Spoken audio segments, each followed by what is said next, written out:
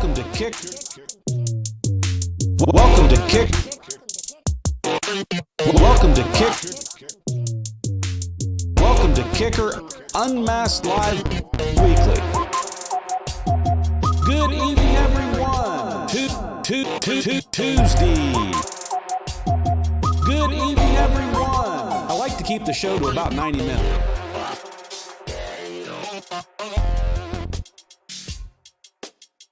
Kippolicious. Be sure you get that schmedium every Tuesday night. Full tilt boogie.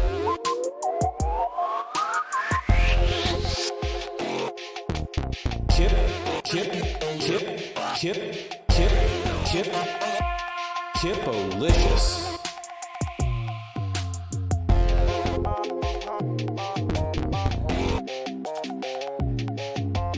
Good evening, everyone. Twisted Tea. Good evening,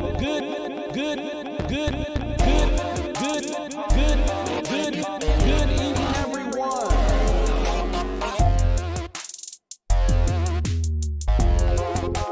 Be sure you get that schmedium.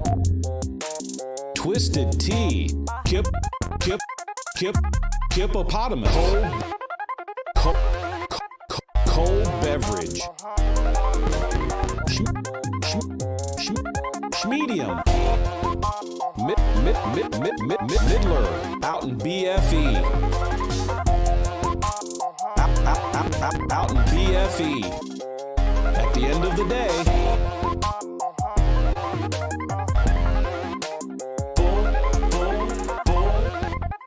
Good evening, everyone. Tuesday.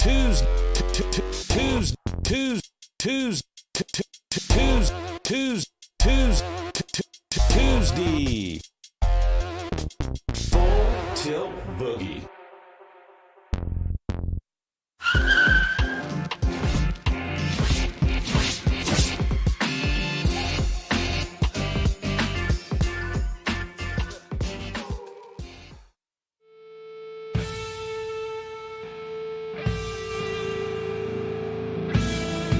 It's been a long road since the original Kicker christened that first pickup truck. It kicked off a car audio renaissance, and upgrading your music in a vehicle was a requirement. America's music machines became living loud over your passion, your emotion, your existence. Outdoors or on the open road, your sound is Kicker.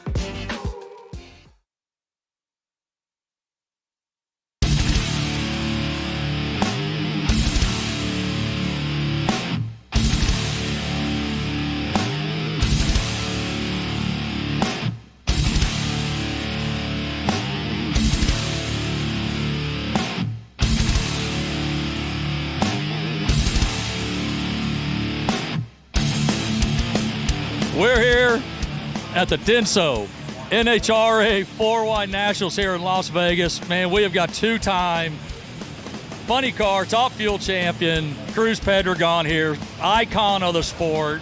dude. We just so appreciate you taking the time.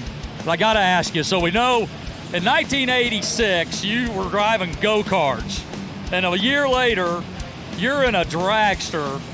What made that change of going from wanting to do, track racing to running down straight track racing? I started out with something I could afford, so there was a little dirt track, or a few dirt track races in Southern California that I started racing.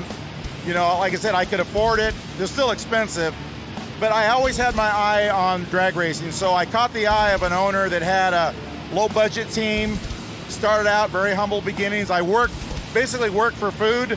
I worked to race for nothing. So, but I started out, you couldn't have started out further down the ladder than I did, but I'm glad I did, because I was able to parlay that into driving for a bigger team through the years, won a championship, and here we are. I own my own team. I've been in business for like 15 years now, or 20 years on my own with Snap-on and KICKER and all the great sponsors, so very exciting time.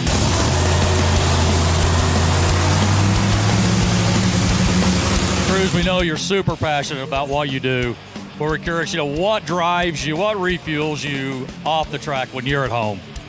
Well, I have a daughter now, so it's I just love my daughter. She's going on 8 years old, so priorities change a little bit, but I've always had this passion for racing, so much so that that's all I would do morning, noon, and night. I would think about it when I got up.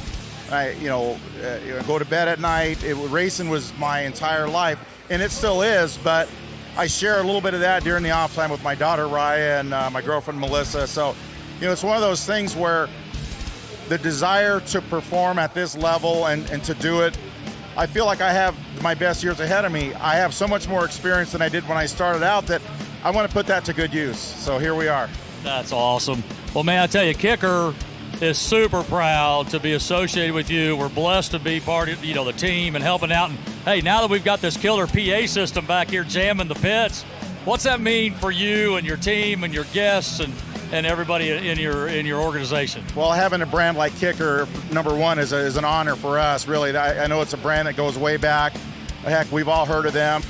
So for them to be, you guys support us like you do is really an honor for us.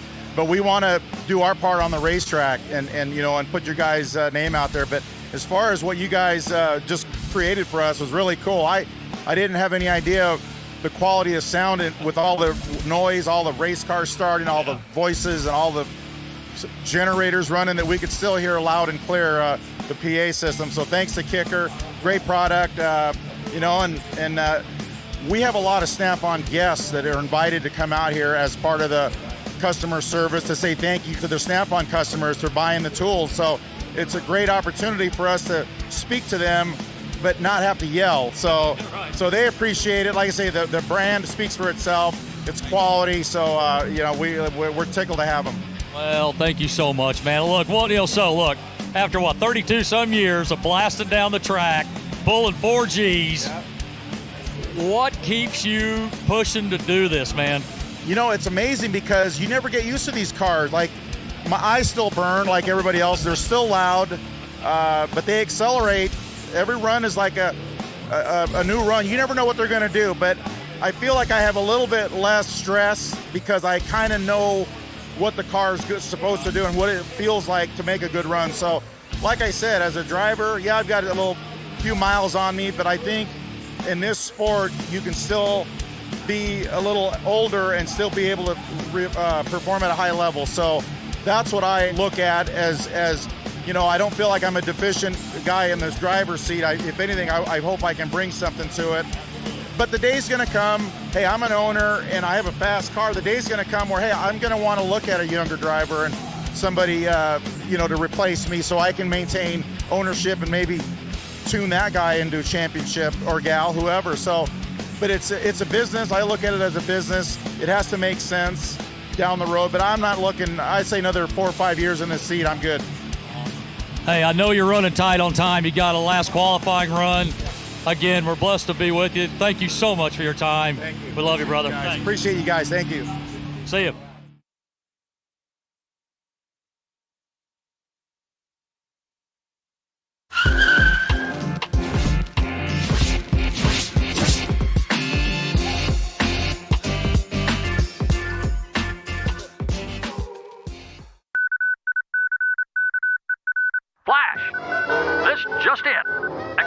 frequencies detected emanating from the heavens.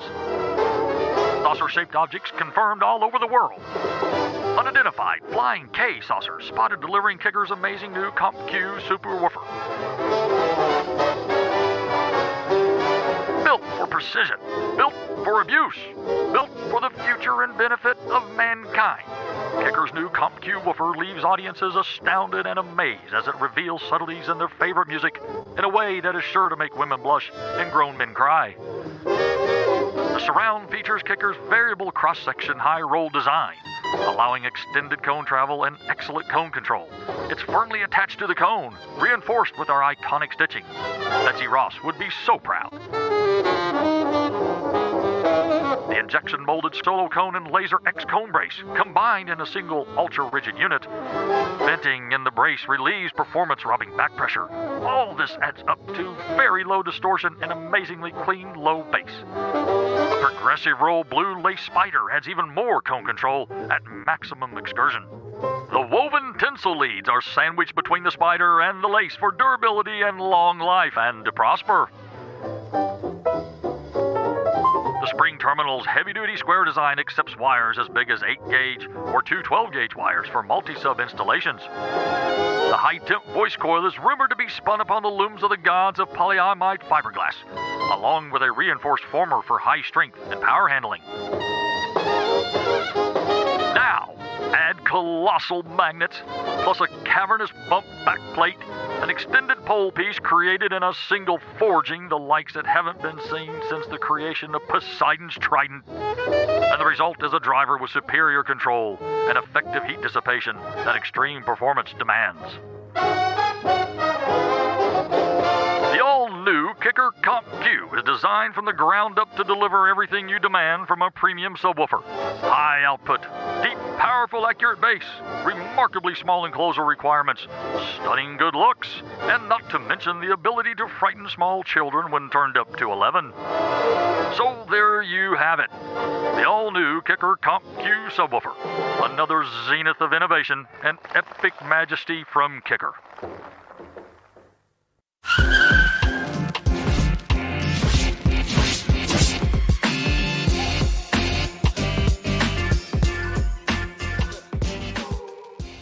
I built my first speaker to be louder. I was playing in a band and the drummer played so loud and the keyboard that I had wouldn't play very loud, and I went to my dad and said, I need a bigger speaker. It's a Fender Bandmaster, it costs $300. He dropped the newspaper. It said, $300? Yeah, but he didn't say no. He said, is it something that we could build? And so that's how I got started building speakers. The thing that I love to see is a product that we made and get to stand back kind of anonymously and watch somebody take a look at it, listen to it, and go, wow. I think that's what really lights my fires, to make products that people enjoy and have fun with. As time went on, I heard people say, you know, Kicker's like a family. I actually didn't set out to do that. I thought it sounded kind of hokey. I thought they were insincere and just saying that. After a few years, I realized, yeah, maybe that's what we've got. And that's the key, is the good people on your team in the band that makes the band really great. Well, I think Kicker is primarily a lifestyle company. That's a little backwards of where I started. I thought we were a technology company and we would make great products, but as time went on, realized that it's about people and helping people to enjoy their life and what they do. And that's what I do, too. So share the love a little bit, I guess.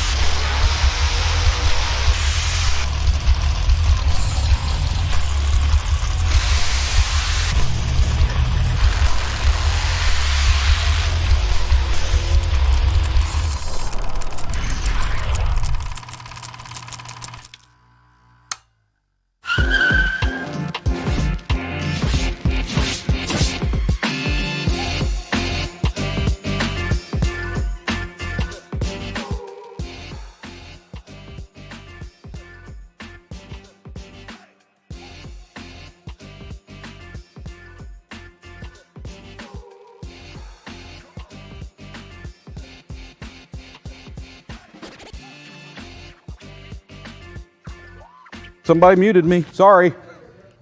It must have got pressed against my shirt. You got audio on me? Okay. Hey, let's do this again. Good evening, everyone. It's Tuesday night, 7:30 Central Time. Welcome to Kicker Unmasked Live Weekly. How are you all this evening? Thank you for tuning in. We have what we think is going to be a really fun show tonight. We've got a couple special guests who will be joining us here in just a little bit after we get through what we like to call the housekeeping part of the show. We've got our own internal employee, Mr. Jeremy Brown. We all call him JB.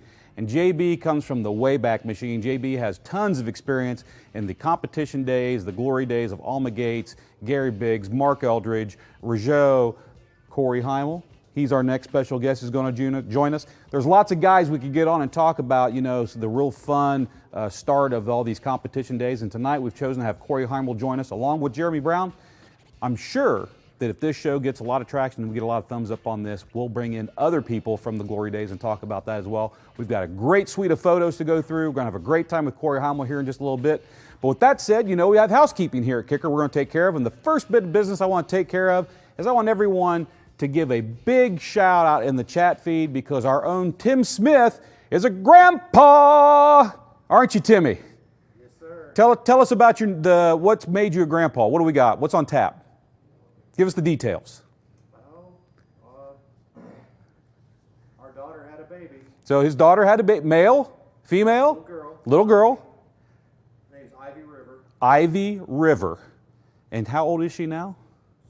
About 5 days. 5 days. So you're a fresh grandpa. Yeah. Tim looked a little nervous behind the cameras tonight. I think he was afraid we were going to mention this, but we can't let something like this slide. We got to give a big shout out. So everyone out there, give a comment in the feed. Tim is now Grandpa Tim. You guys have affectionately given me the name Uncle Kip, but we got Grandpa Tim joining us now, and he has a beautiful baby girl in his life, and he is a grandfather. So congrats, Tim. Had to give a shout out to you on that. I hope you don't give me too much grief for that later. As you know, here at the show, we all are blessed to get together, and tonight, since Jeremy Brown was our guest tonight, he got to choose where we have dinner tonight. So he chose Boba Fusion, local place here in Stillwater that serves Asian cuisine. It was fantastic. We all had a great meal. Thank you, Mr. Irby. Thank you, Becky. Thank you, the entire management team, for letting us get together, break bread, and really discuss what we're going to do on the show tonight. So hopefully we only make like 72 mistakes instead of 7,200 mistakes. That really helps us out. So we appreciate that. With all that said, I do want to get over here to my laptop, go through the normal housekeeping things that we go through here on the show. And the first thing is the nightly contest. And I'm going to get to that first because I like for everyone to have the time that they need to get and register into this contest. So Ernie, if you don't mind, bring up my laptop as an asset and let's move over to that so I can go over that information. The first one is, if you're new to the show, you know all about this. It's your first time to the show, this will be great news for you. Is we do a giveaway every night, Tuesday night here on Kicker Unmasked Live Weekly. We start it right at 7:15.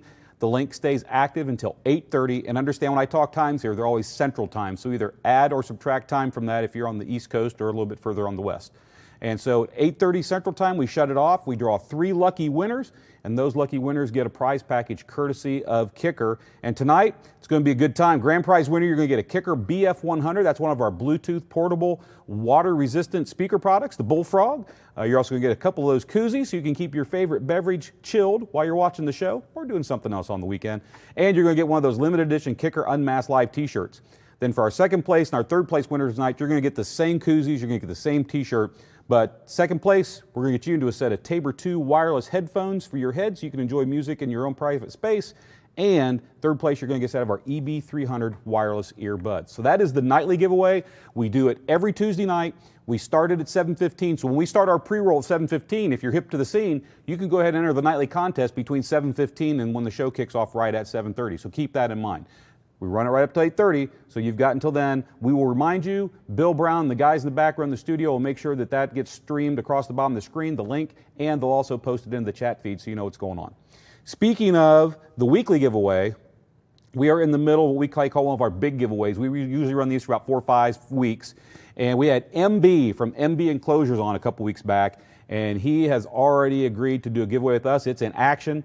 And this is for something specific. This is for a 2019 or newer Ford Crew Cab F-150 truck. It's a tuned enclosure, already completed, done, stained, built by MB himself. It's going to be loaded with 2 KICKER L7S 8-inch square drivers. You'll get to choose your impedance when you're the winner, but understand this is for a specific. So if you don't have a Ford F-150 2019 Crew Cab or newer, this prize won't fit into your vehicle. Probably not. Well, you could probably get it in. It's just not going to fit like it's supposed to. So this is specific. It's for a specific prize, and it's a fantastic prize. So please enter. Please join this. We've got lots of people already entered in. This is going to run until the 29th at midnight, and then we will stop this contest at midnight, and then we will announce the winner on the 30th, which is the Tuesday show, the KICKER Unmasked Live. Looking good so far, 33,000 plus entries on this. We have 13 days left, so be sure to enter the KICKER and MB enclosure giveaway, and we will have MB back on the show live the 30th to give this away. The next one, this contest is over, but I want to let everyone know about it. This is the contest we ran for about the last 2 shows, maybe 3. And this was where you actually had a chance to enter in pictures of your ride, whether it's ATV, UTV, boat, car, truck, showing current KICKER gear in it. Now, we haven't gone through them all yet, and we don't have a winner to announce yet, but when we have a winner, we will announce them right here on the KICKER Unmasked Live Weekly Show. This contest has ended, but someone out there, some lucky individual, who knows, might be a couple lucky individuals, just depends how good the picks are going to end up with their ride in the KICKER, either the 2022 or the 2023 product catalog. Great contest. Thank you everyone who entered in this. It's going to be a good time. Can't wait to announce the winners on this one. Then I do want to bring up something here real quick. One of the most active members in the community out there for KICKER has to be Andy Livin' Loud McGill.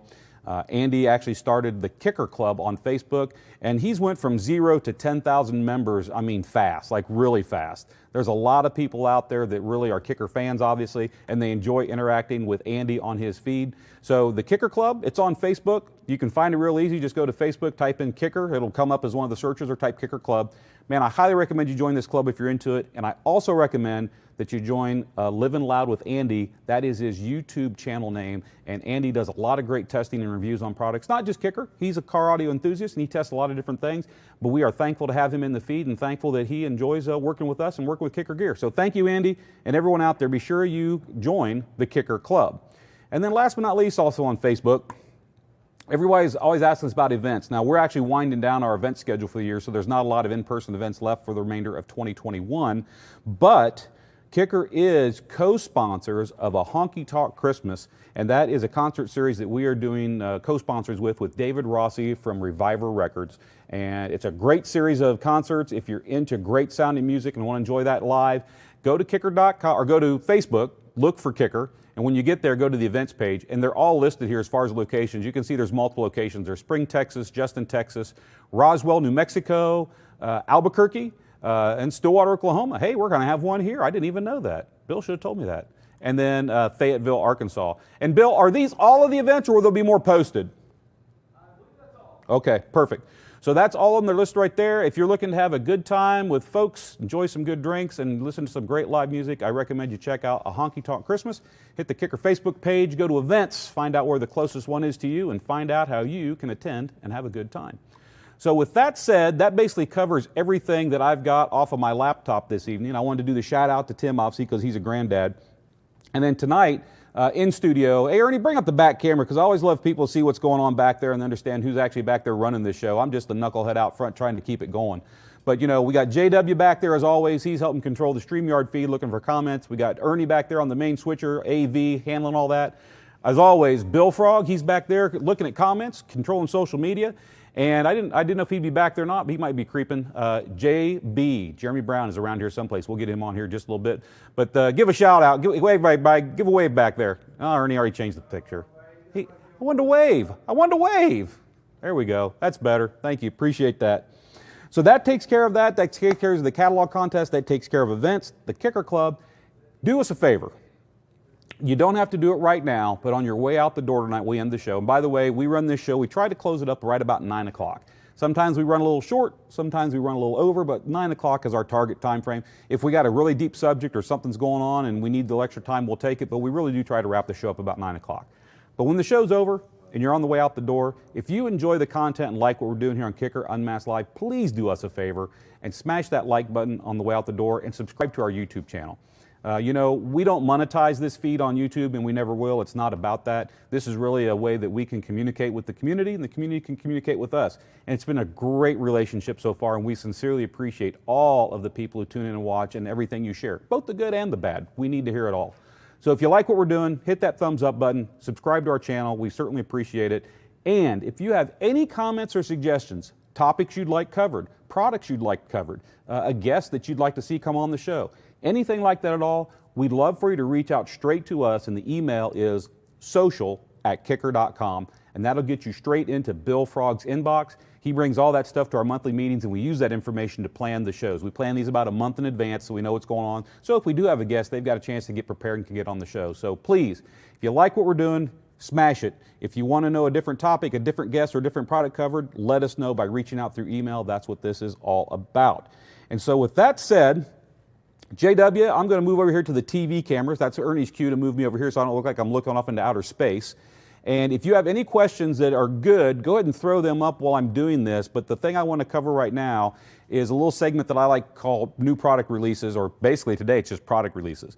And we can't apologize for it enough. It's just the climate that it is.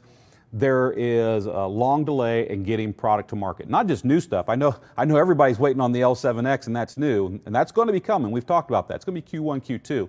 But I'm talking about just everyday products. It's because of the chip shortages, it's because of logistics, it's just because of everything. So what I've been doing the last couple of shows is I've gone through and actually made a list of stuff that's actually hit our warehouses and has been shipped out to our dealers. You may go to kicker.com and it may show it's out of stock or not available. We fill all the orders for our dealers first. They take first priority before we keep anything back for kicker.com. So always reach out through kicker.com, use the dealer locator if you need to, find a local dealer, find an online dealer, because if I tell you there's product out there, it means we've shipped it to our dealers if you go to the website and you see we don't have any. So just keep that in mind. Robert Smith, forgive my ignorance, but is Bullfrog Speakers affiliated with or a different line from Kicker? Yes, Bullfrog is a line of weatherproof speaker systems, Bluetooth weatherproof speaker systems that we make here at Kicker. Bullfrog was the name we came up with them because they're really hardy, they're rugged, they can go outdoors. The BF100, which is the one we're giving away tonight, you can actually throw that thing into the middle of a pond, in the middle of the ocean. You can throw it into the water. It'll hit the water, it'll go bloop, it'll sink down a little bit, and it'll come back right up, and it'll float, and it'll play audio. It'll write itself and play audio while it's laying there in the water. The BF100 is a fantastic portable product to get your music into any lifestyle you want. You can take it to the beach, you can take it out canoeing, you can take it down river trips, you can take it to the pond, whatever you want to do. And then that product is what we're giving away tonight. Now, there were a couple other products in the Bullfrog line, but because of the pandemic and chip shortages and everything else, currently the only one that is available is the Bullfrog 100. We made a 400, which was a much bigger model. It wasn't sinkable. You couldn't throw it in the water, but you could splash it. You could set it in water, you just couldn't immerse it in water. Look for that product. Hopefully it'll come back sometime in the next year or two. It's just right now, chip shortages, Bluetooth chips, microprocessors, DSPs, it's just we can't get them made. So that's just the way it is. But we do have Bullfrog 100s, and that's what we're giving away tonight. So hopefully you know what that is. Bullfrog is a Kicker product. Bullfrog is just the name for that product line. Bass Jasinski, hope I didn't get that right or get it wrong. Will we see a square passive radiator match the L7? Ooh, that's an interesting question. I'm not letting a cat out of a bag because I don't have a cat to let out of the bag. Currently, we just do the passive radiators for the Comp RT line of subwoofers. And you'll find those passive radiators in the TRTP, which is the down-firing box, and you'll find those in the CWRT, which is the behind-the-seat box. You may have seen the CWRT if you've watched any of the previous shows. Tim actually has a pair of those in his S10 pickup truck. Those are the only two models, pre-made enclosures we do, that we use passive radiators, and then we offer those passive radiators as a separate. So if you just want to buy the passive radiator and build your own enclosure, you can. Keep in mind the way a passive radiator works, you need to match a passive radiator up with the driver's capability. So the passives that we sell are really going to be better for a Comp R or a Comp RT subwoofer. Maybe even an L7T if I was to be honest. You could probably match it up with that one as well. But you wouldn't want to take the passive radiator that we have currently and say match it up with an L7S or an L7Q or an L7X. You need to have a passive that has comparable throw capabilities to the driver you're matching it with. Square passive, that's a great idea. I think we're going to put that one in the books and see where it goes. I don't know that we have one on the books, but hey, it's a great idea. We'll take that under advisement. Thanks, Bass. Appreciate it. SJC Audio Guy. Any thoughts on bringing back the home audio gear, i.e. outdoor speakers, amphitheater, etc.? SJC, we currently have, and we've made them, I mean, it's been a staple product here at Kicker forever. It's called the KB, it's been called the KB6000, the KB600, the KB6. The model changes every couple of years when we change the drivers a little bit or change the colors or the brackets or the grill, but it's been around forever.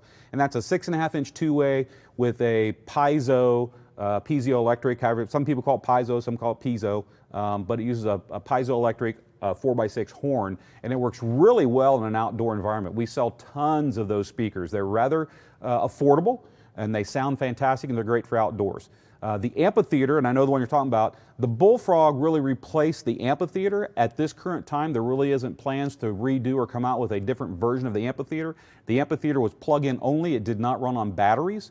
But the IK5, IK500, IK501, kind of that series of products, yeah, very, very popular the amphitheater was, but the Bullfrog 400 was kind of the portable battery option that you could take with you. So right now, KB6 is the only real product we have that'll work in indoor or outdoor. So if you're looking for a nice compact speaker that you can mount up under your eaves, on your patio, in your garage, you can even not use the brackets. You could set them up on bookshelves and use them. People do that as well. That's currently the only one we offer as far as for home audio. Unless you count the home subwoofers I've built over the years that use Kicker subwoofers, because I have those as well, but that's not a product we sell. But yeah, currently KB6. I think it's called KB6. Is that the current model number, Timmy? 6,000 now. There's been so many models run through my head, I often forget which it is today, but it's the KB6000 today. Great looking speaker, great sounding speaker. Go check it out. Thanks, JW. So if you can find some more, bring them up there. Larry H. I can understand the application difference for the L7T, but what are the application difference and advantages of the L7R, S, and Q? Okay, Larry H. That's a good question. The first thing is, when it comes to application, if you're dealing with a very small space, you have to use a very thin subwoofer, and that's why we make the CVT, we make the Comp RT, and we make the L7T. Obviously, CVT is the entry-level driver, Comp RT is the more advanced model, newer technology, and L7T is the newer technology, plus it's in a square format. Those are designed for limited space applications when it's really tight, small boxes, and give you great performance in those areas. Okay, a CVT and a Comp RT are comparable. An L7T is going to give you more output because it's got more cone area. So an 8-inch round versus an 8-inch square, or 10-inch round versus a 10-inch square. So you kind of get that. When you go to L7R, L7S, and L7Q, here's what it really boils down to. It's how fast do you want to go? How much power do you want to put in the speaker, and how much SPL are you looking to get? So the L7R, if anyone's been around long enough to remember, we used to make L3s and L5s, which were basically the little brothers to the original L7. The current L7R is like a new version of what used to be called an L5. We just happen to call it an L7R. Then when you move from an L7R to an L7S, you move from a stamped steel basket up to a cast aluminum basket. Longer voice coil, longer windings, bigger voice coil means it can handle more power, it can throw further, and with those things come along for the ride, as long as you've got the right box and the right power, it means an L7S has the capability to give you more of what you want over an L7R. And then the same thing is when you go to a Q. A Q is just a much more refined version of an L7S. Completely different motor structure, different basket design, different coil structure on that. We call it the Q. People think that the L7Q is really our sound quality woofer when you look at the Comp Q, which is the round, or the L7Q, which is the square. They all sound good. It's just that, yeah, the L7Q is a little more refined. As you move from an R to an S to a Q, there's more output capability. A Q has the capability of more output than an S, and an S has more output capability than an R. But those factors all hinge around the fact that you got the right box and you got the right power. And that, I don't just mean amplifier power, I mean even electrical to feed the amplifier. If you don't have enough go-go juice to feed your amp, you're not going to get any of those woofers to their full potential. And so the quad box, which is actually one of our most popular loaded enclosures that we do, is all based around the L7R.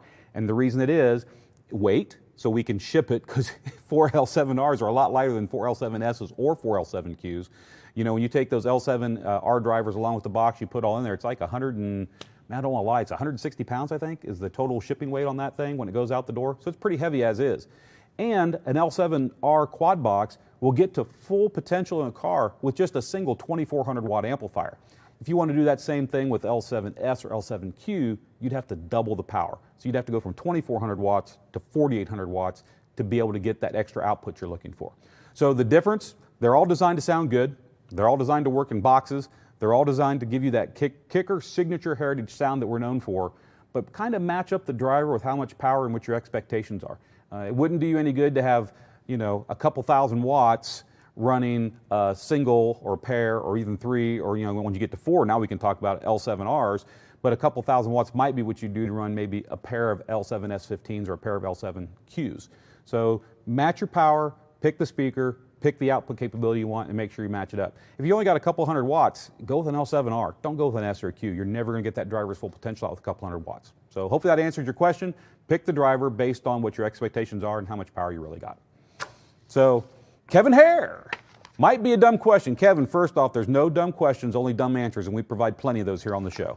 But if I was to come visit, can I park my semi in your lot?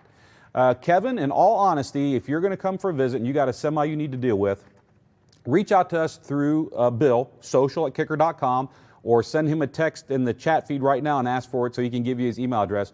Communicate through him. We actually have a marshaling yard here at Capability, so if you're in a semi and you want to park and stop and come in for a visit, we can absolutely handle that request. Just reach out to us in advance. Reach out to Bill. He'll get all those questions answered for you. Thanks for that, Jeremy. Good question. Kevin Hare.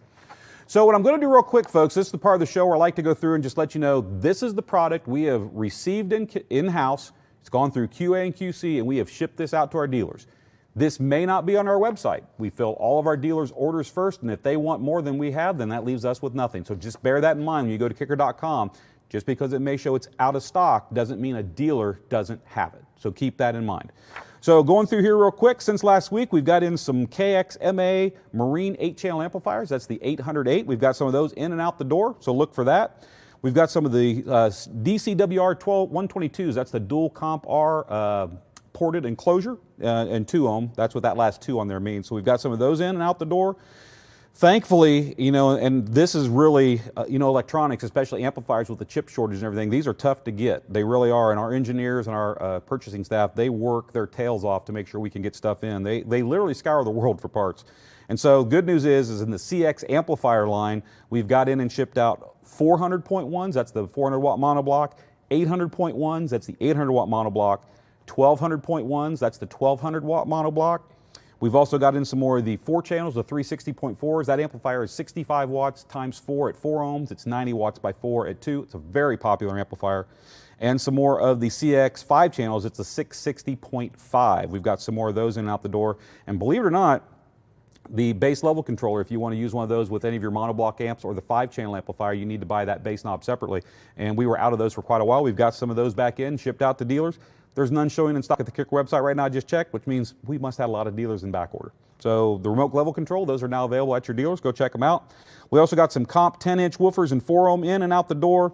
We got some of the Comp R 12-inch single woofer enclosures vented out the door. Dual Comp woofer 12-inch enclosures, got some of those in and out the door. And then this is a very popular product. People who are just getting started in audio, they just want a little bit of bass to kind of accentuate or add to their factory system, or maybe just they got a mild head unit and 4 upgrade and they're just looking for a little taste of bass. The Hideaways, HS10 is very popular. Been out of those for a while. We got some of those in. They've shipped out the door. So if you're looking for a Hideaway HS10, hit up your Kicker dealer. We got some more of the DS series 4x6 coaxials in stock, so those are back out the door. You'll be able to find those in dealers. And then last but not least, we got some more Marine product in, the KM series 6.5-inch Marine coaxial. We make several different lines of Marine coax speakers. This is the high performance 6.5. It has the 3/4-inch titanium dome tweeter, but it's the no LED. This is the one I'm talking about. So this is the KM654. It's the non-LED high performance speaker system. So if you're looking for some of those, and we offer them because some people don't want LED, the vast majority of people do want LED, but we do offer it without in that model because there is a demand for it. And then last but not least, towers. We got some more of the KM TC8, so that's the 8-inch coax with the 1-inch titanium tweeter and that full 359-degree rotating bracket that we showed on the show a few weeks back ago with John. We got some more of the 8s in white and the 8s in black in and out the door.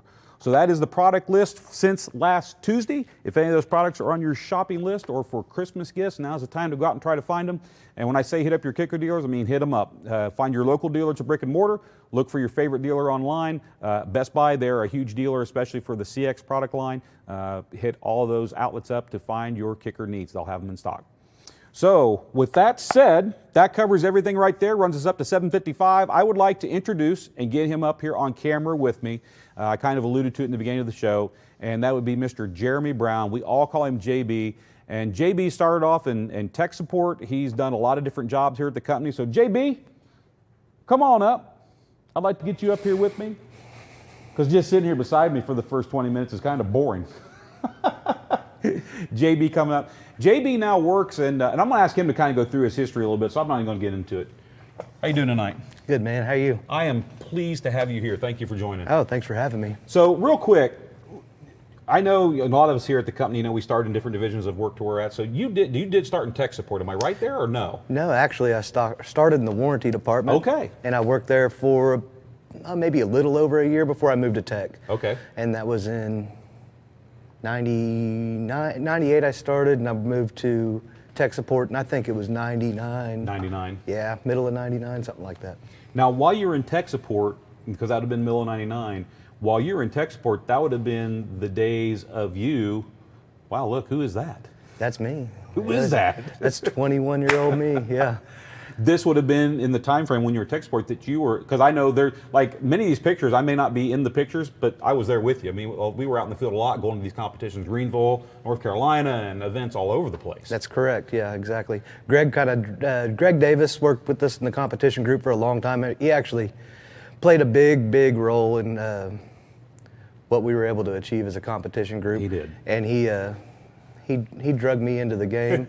Whenever SPL started getting really big, and I had a little bit of experience with the SPL enclosure design, and so he started dragging me out there and getting me introduced to everybody, and he went on, and I stayed with us. Well, speaking of Greg, that's him on the left side of, and that's Greg Welch, if I remember correctly. That's right. That's Greg and Alma. And Greg and Alma, and then that's you.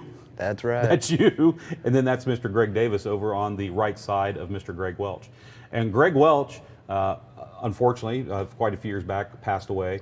But Greg was an avid competitor and was an extreme SPL competitor for KICKER.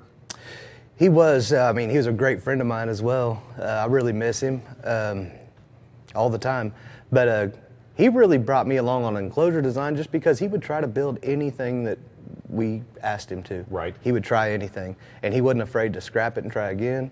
And I loved that about him. And he was a hard worker, and he built some of the strongest, loudest cars.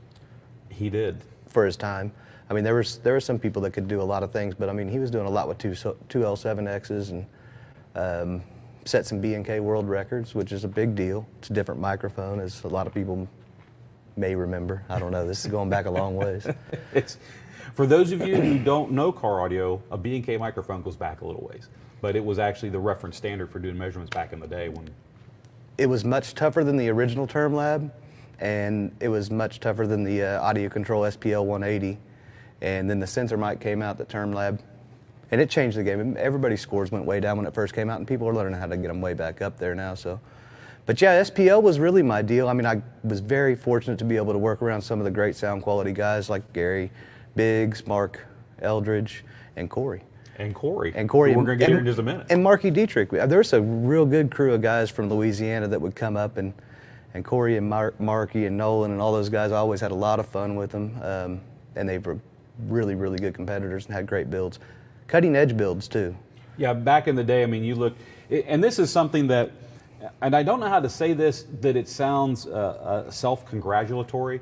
I'm just being honest about it. But when we were going back to the competitions in that day, and it was strong for us, I mean, it was a big deal back before the economy crash and everything that happened along the way, but it would not be unusual that we had such confidence that we'd walk into a show and Greg could actually have a conversation with you and else and go, okay, this class, we've got first and second and third place trophies here locked down. He would actually go through and tell you he knew the cars that we had that were going to win, what they would win.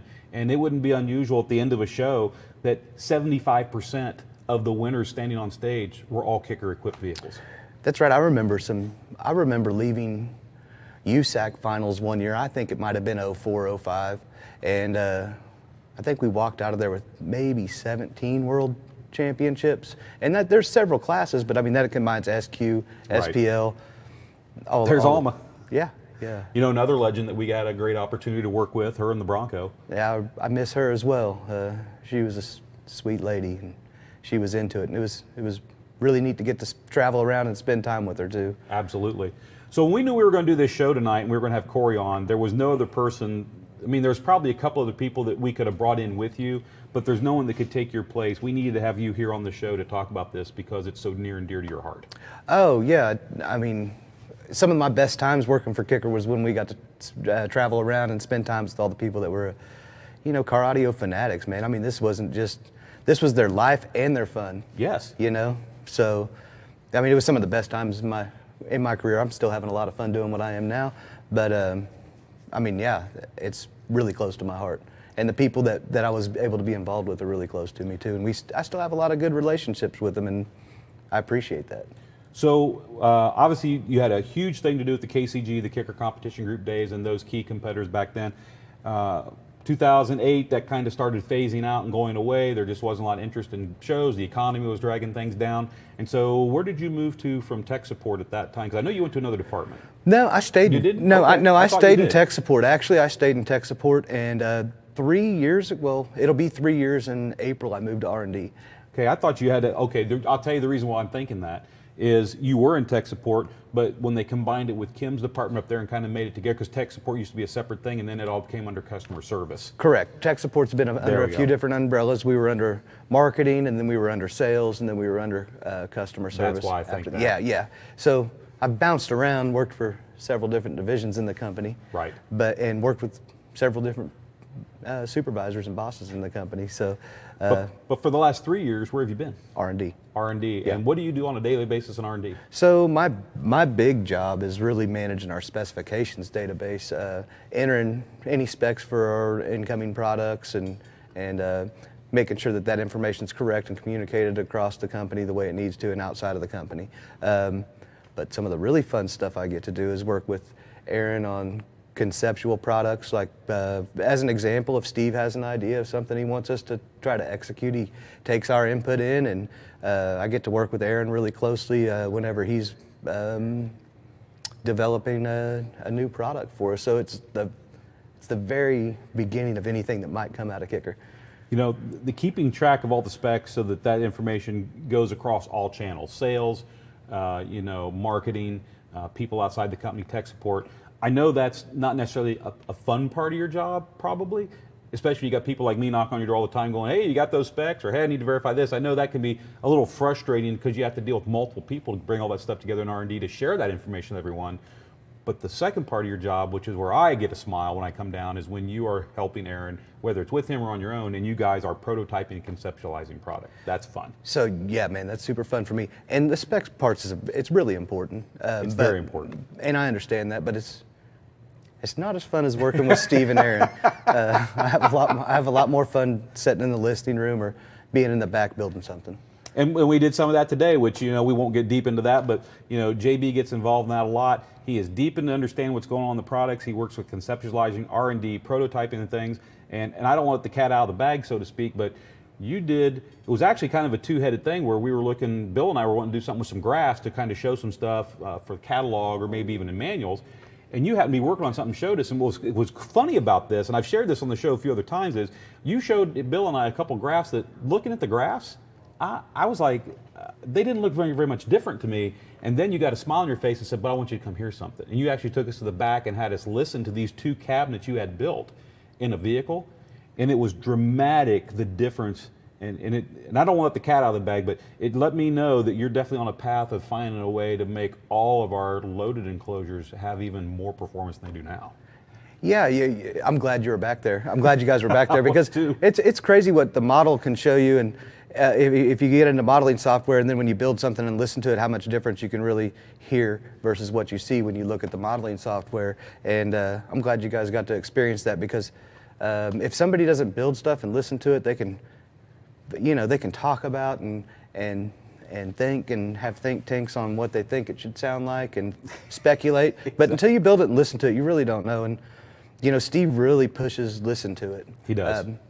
Trust your ears. Don't look at measured frequency response all the time. Trust your ears. And I'm glad that you're back there when I was in the process of doing that. I'm excited to see the results of what you're doing come out. It's going to be fantastic. I hope it is. Real quick for everyone out there, it is 8:05 according to the clock. That means you got about 25 minutes to enter tonight's contest. So if you're new to the game, it's kicker.com/UM Weekly. Bill will scroll that information across the bottom of the screen. Remember, that contest is open to U.S. and Canadian residents. We actually had some Canadian winners in the show last week, so that was fantastic. But if you're from U.S. or Canada, you are eligible to enter that contest. And our good friends, Jemson, is our distributor up in Canada. Working with them allows us to make Canada one of our places to enter the contest. So you got about 25 minutes. Be sure you enter that contest. If you're new to the show, go do it now. We do it every Tuesday. If you're old to the show, why haven't you entered yet? Get it done. So with that said, I just wanted to kind of cover you a little bit on that because it gives people a background of your knowledge base and the things that you've done here at Kicker. And I think it's important that people watching know who you are, because the next person I want to bring in is one of those guys from the day who was big into not just SPL, but SQ and the quality of the build and everything. Well, yeah, because Cory had a very unique van. Prestige built his shop Prestige there at the time. Cory built a very unique van, and it did both, and that's pretty rare. Cory's van, I mean, if I remember correctly, well, it maxed his SPL score for SQ, which was a big deal back then. And he won some really big awards for sound quality. And the work was top notch. Nolan Minnie was one of his installers when I think that van was being built. Nolan is a great fabricator, as you can see. And I think a testament, you know what, let's get Cory in here. I don't even want to go down this path yet until we get Cory on board. So I'm going to grab one of my earbuds and throw it in. And JW, if you don't mind, would you bring Cory on board with us?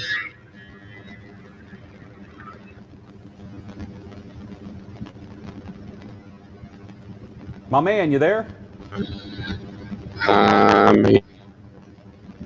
I've got no audio, JW. Hello. Still no audio. Can you hear me, Cory? I can hear you.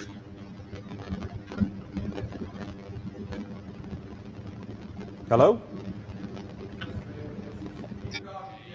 Is it our bandwidth or his bandwidth? Okay. Cory, can you go ahead and tell us where you're coming from? How you doing? Man, I'm good. Chase, Louisiana. So me. Yeah, let's pull. Hey guys, let's pull Cory out, have him disconnect, and have him reconnect because there's something wrong with his connection. It's really, really bad. Sorry, folks, about that. We're gonna have Cory disconnect and have him reconnect here real quick. While they're doing that, I'm gonna go to and having you here is great for this. There's a question that came out early in the show, it's actually before the show went on, and someone was talking about it, and I'll bring it up because it's not, the brand of equipment doesn't matter. Abstract Acoustics. JP8 does not like half an ohm for more than an hour-ish, going to jump up impedance. And this kind of goes along with, there was actually some chatter on and I've tried to follow the social media as much as I can, guys asking questions about some kicker amps. I mean, there was people asking, hey, this amplifier I'm looking at, can I run this at 1 ohm? Can I do this? Because there's this drive that people just want to wire amplifiers into the dirt, which if you're counting for your box rise and you know what that is probably okay, because even though you're wiring to 1 ohm, you're probably not playing at 1 ohm. But by the same time, when you wire down an amplifier into low impedances, even if it's designed to play there, when you do that, you're asking that amplifier to work its tail off. Low impedances, it means more current and voltage pull from the battery. It means more current and voltage dumped through the circuit boards. It means more heat created through all the electronics, including the output devices and the power supply. It's hard on an amplifier when you drop it into a low impedance. When any of us, including Kicker, makes an amplifier and we rate it for an impedance, we do some brutal testing and go, okay, if we rate it 1 ohm, we mean it'll play at 1 ohm. And what we do is we build protection circuits in. So if it gets down, usually if we say it's 1 ohm, we like shutting them down somewhere between 0.67 and 0.8. We don't let them play any lower. We actually measure the current in the amplifier, and if you're playing into too low an impedance, we shut the amplifier off protected because it's not designed to do that. So when it comes to low impedance, what's your take on all that? You deal with that every day. Yeah, I mean, it depends on what your goal is. I mean, if you're trying to compete and get as loud as you can at one frequency, an SPL or something, I understand wiring an amplifier way below its rated impedance. But for everyday listening to something that you want to be loud and reliable, I don't think it's the best idea. It's hard on everything. I mean, like you said, more current out of the output devices. We monitor the current on our output devices, and when the current gets high, that's when we actually start shutting the amp down. But also, it's more current through your coil, and so the voice coils on the speakers, they see more current from the output of the amplifier. That turns into heat, and the coil gets saturated, and then you run into thermal issues on the coil potentially. I mean, I understand that it gets louder, but if you want to go to your car and stand on the accelerator and walk, or set a brick on the accelerator and walk away and see how long it lasts you can do that. But I don't think it's the best idea always. Brad Manning. Brad, thank you for tuning in tonight, and congratulations to you. You are a new dad, so thanks for tuning in and watching the show. He says, I've seen a CXA amp wired at 1/4 ohm and perform fine. And I would imagine a CXA that's wired that low, it's more than likely because it's probably, this is ironic, but efficient box designs tend to have more box rise. That's correct, but the amp still starts that load when it's static. So if this woofer's not moving, then there's no rise. Yeah, it's nominal or less. Right. So, yeah, the amps, you're still being hard on the amplifier because it has to start that low load whenever it's whenever the subwoofer's at rest. I mean, I remember being at USAC finals, and we had a guy that had strapped 1200.1s, old KX 1200.1s, and he had strapped them at a 1/2 ohm, which is a 1/4 ohm. 1/4 ohm amp. An amplifier. Correct. And he had to slam the door to be able to turn the radio on, because when he slammed the door, it made the cone move. Raise the impedance. And then he could hit play on a CD player so that he could play the note that he played. And he won big. But I mean, it gets a little bit out of hand as far as, like, I don't know that you should make the relationship that an amplifier is better because it plays into a lower impedance. No, not at all. I think it's just kind of, I don't know, poor practice. But it's exciting, and some people like to think that makes for a better amplifier, because mine doesn't grenade and yours does whenever I play it at a 1/2 ohm or wire it into a direct short. Exactly. There's all those things. The thing about power is, and I wanted to bring this comment real quick. It's Living Loud with Andy. That's Andy Beale says, we're trying to help him fix the issue. Hope you'll be right back. This is Andy and the team back there. They're working to try to get Cory back on, folks. So behind the scenes, they're working on this. JW and I, we're just going to take comments from the feed and talk about things that are pertinent to the show. So we thank you for hanging in there. Hope we'll get Cory right back. The thing I want to bring up about impedance is, and I can't stress this enough, guys, if you can make 1,000 watts at 8 ohms, or you can make 1,000 watts at 1 ohm, they're both 1,000 watts. The 1,000 watts at 1 ohm is not better, it's not louder, it doesn't hit harder, it doesn't do anything better than the 1,000 watts at 8 ohm. The thing is, there's this drive to want to wire amplifiers lower and lower because I hate to use the word easier, but at 2 ohms and at 1 ohms, it can tend to be a little easier on some of the modern Class D stuff to get those big power numbers out of them. But don't think that if you can get your power at a higher impedance, there's no need for you to wire lower. I don't disagree. Damping factor goes in the toilet. It's power. Yes. I don't disagree. We got Cory back. Okay, give me just 1 second. We'll hit him up here. And I wanted to bring this other comment up. I mean, I love catching these comments if I can, guys. I'd love to get every comment on the show up if I can, but some nights we get 1,600 plus comments and it's hard to do that. But Bob Walker, my kicker preloaded with 110 and a passive radiator sounds better than my friend's 2 Cerwin 12s, much better tone. And having JB here helped to reinforce this. And this goes back, I get a lot of questions I see in social media during the day. The reason we build the comp, the TRTP, which is the downfiring boxes with the passive radiator, or the CWRT, which is the behind the seat with the passive radiator, those boxes are so small, guys, that the reason the passive radiator is there's one active speaker in the passive radiator, is it allows us to tune that very small cavity to a reasonable frequency. And by reasonable, I mean low 30s. In that 32 to 36 hertz range is where we tune a lot of our preloaded enclosures. And so I've seen comments on the internet a lot where they'll say, well, yeah, but man, if you took that one out and put in another active woofer, I bet it'd sound twice as good. No, actually, it would sound twice as bad. Both drivers would now be sharing an airspace that wasn't big enough for one to begin with. You'd get no real low-end frequency response. The drivers would be fighting. You would bottom out quicker. It would not sound better. Understand, the reason we use passive radiators because we're trying to make that woofer perform like it's in a bigger box, and B, has a much bigger port. And if you look at the tuning frequency, you look at the air volume in that small box, and if you were to figure the tuning frequency, let's say this box is tuned, I'll take the 10 for example, the 8, I know it's tuned to 34.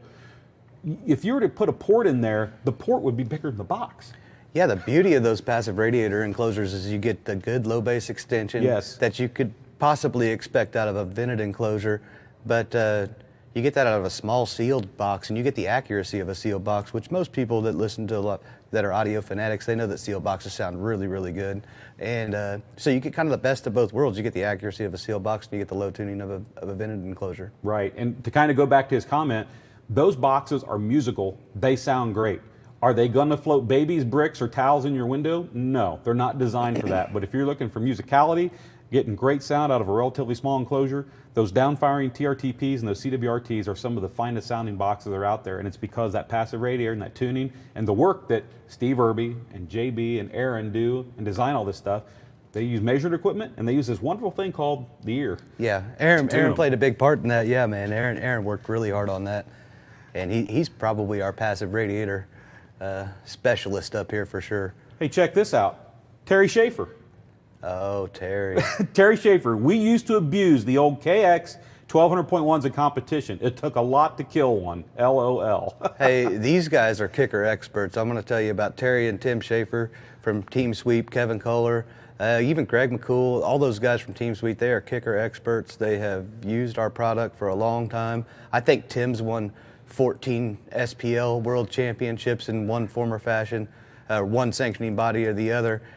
All using kicker product. I think he has over 20 on his own, or 18 maybe on his own, and then the team themselves have 30 world championships. These guys know car audio products. They know exactly what they're doing. So don't ask me, ask them if you have questions about kicker stuff. Yeah, those guys know their stuff. We had, it feels like 2 years now, but it has been since we got to meet and have break red with them at the USAC finals. Actually went and had some great barbecue. Yeah, it was. I don't know if it was USAC or if it was Sedalia, Missouri at Midwest SPL. There, it one or the other.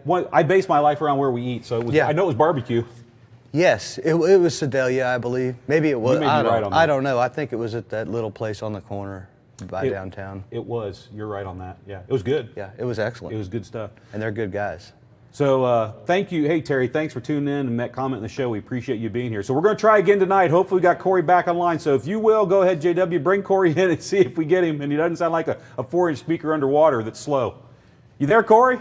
I'm here. Yeah, I hear you. Way to go. How you doing, brother? I'm doing okay, man.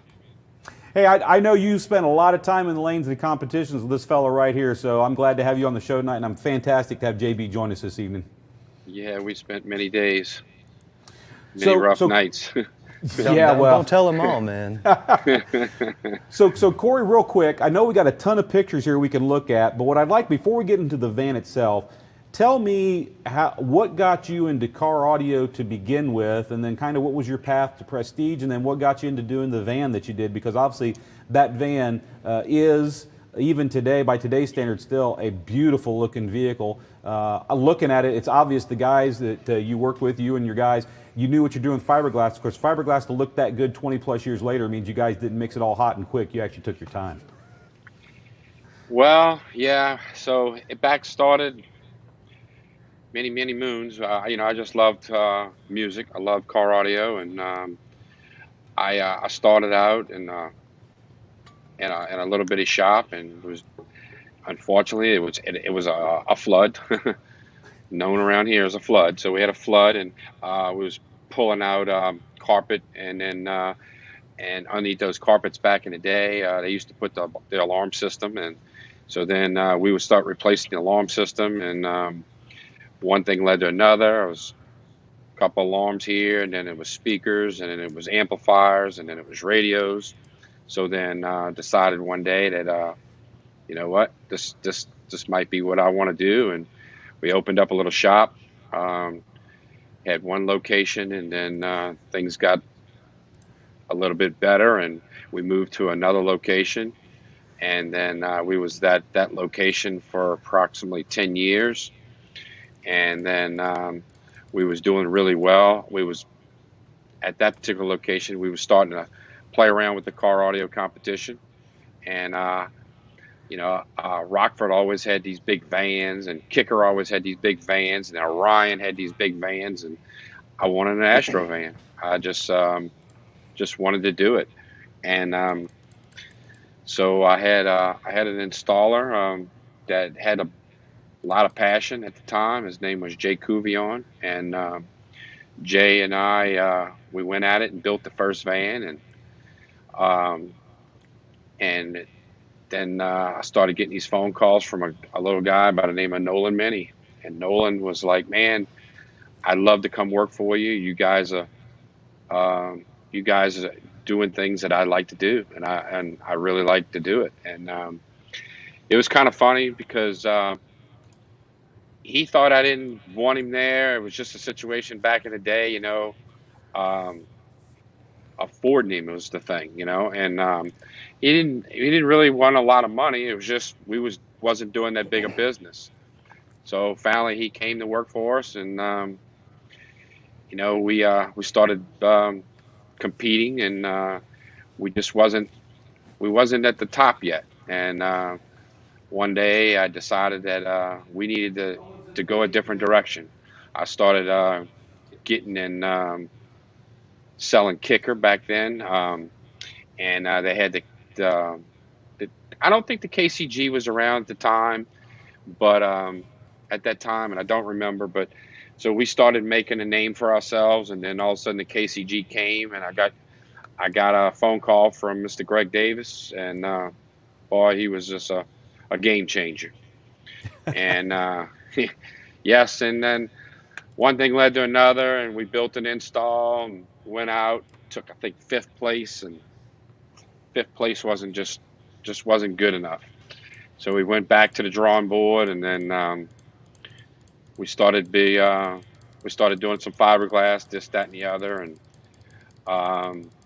one thing led to another, and went in the lanes. And once I got my first place trophy, it was on. It was like you didn't want to lose that trophy.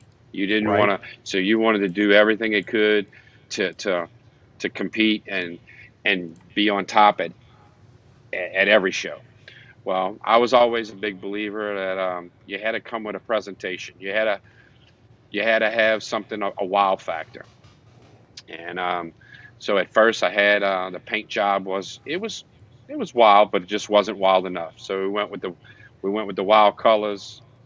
When I showed up, we had a uniform that matched the colors. Everybody was in the uniform. We had the big trailer. We trailered it. We pulled the van out, and we made a show of it. I wanted everybody to know we were there, and that was what we did. And then over the years, you start to learn a little bit more. I got around some bigger and heavier competitors: Gary Biggs, Mark Eldridge, Frank Rougeau. Those are heavy hitters. Those were the icons of the sport. So in the meanwhile, I had some customers that wanted to get involved. Marky Dietrich.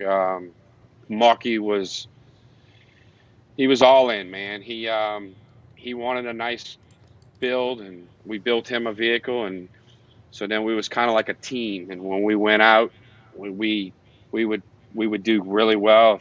He would take first place in his category, and I was taking first place in my category, and we was winning best of show, and he was in consumer, I was in pro, and I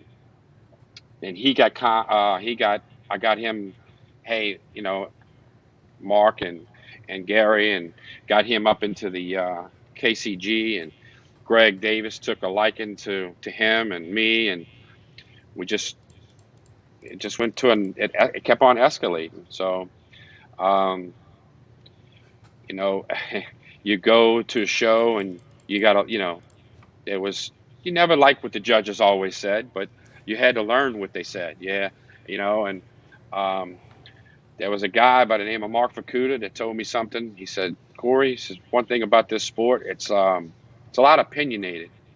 And he said, "One thing you have to do is you got to learn how to lose before you learn how to win." I said, "Well, that's that's pretty good information right there.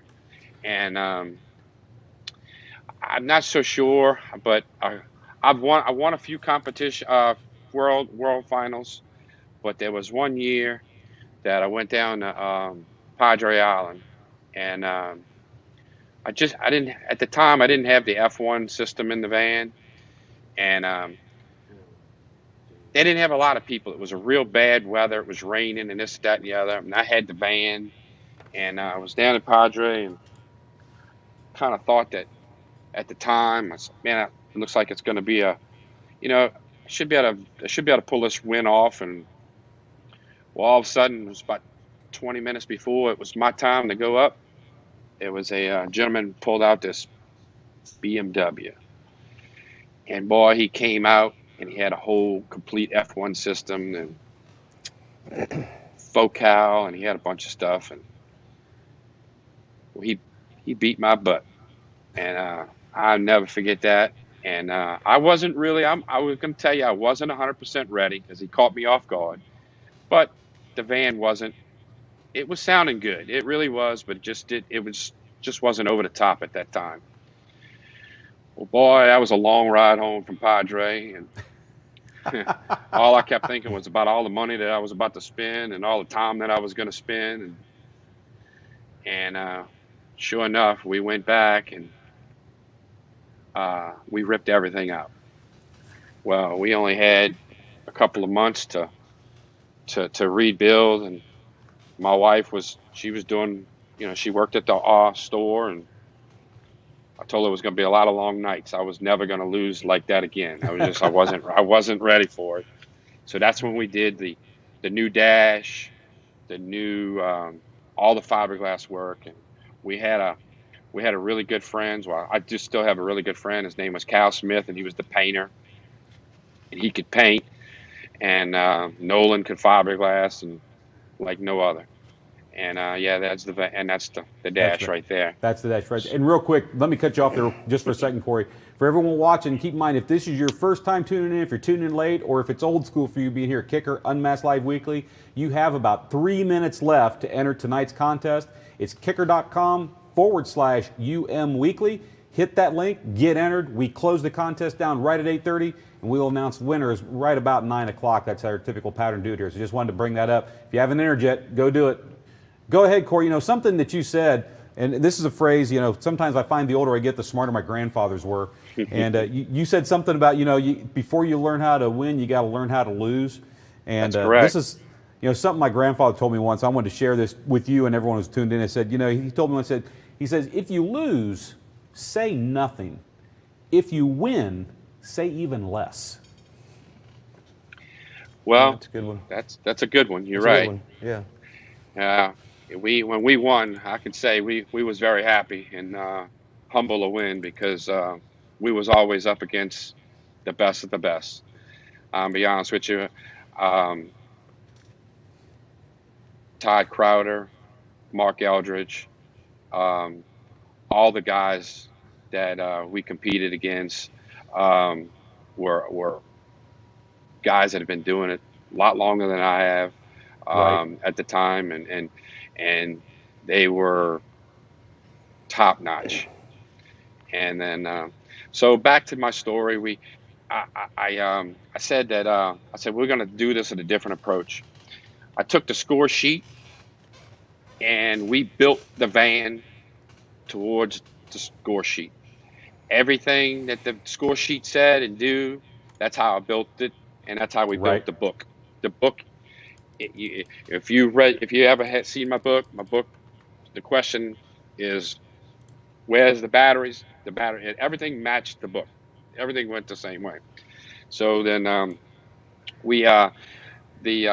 one of the problems we had was the engine was in the front. Obviously, there's some build pictures that we actually cut the top. They called it the dog house with the engine cover. Right. We cut the top of it and literally cut the top of the carburetor on the motor. And there's pictures in that book. So that dash could fit in there. And we built that dash to make the speakers as wide as they could and to to get the maximum out of the sound that we could possibly get. And there was many hours of sanding and many hours of cow painting it, getting it right. We had some problems with reflection. We built some pads. We did everything we could and everything we could do to make it right, and we did. When you look at the dash, all the gauges and everything are up high. So the van had full function of everything a regular van would have. Driven the van. I driven it all over the place. I trailed it a lot, but around town I did drive it. So it has a speedometer, fuel gauges, everything it's a digital decoder up at the top. But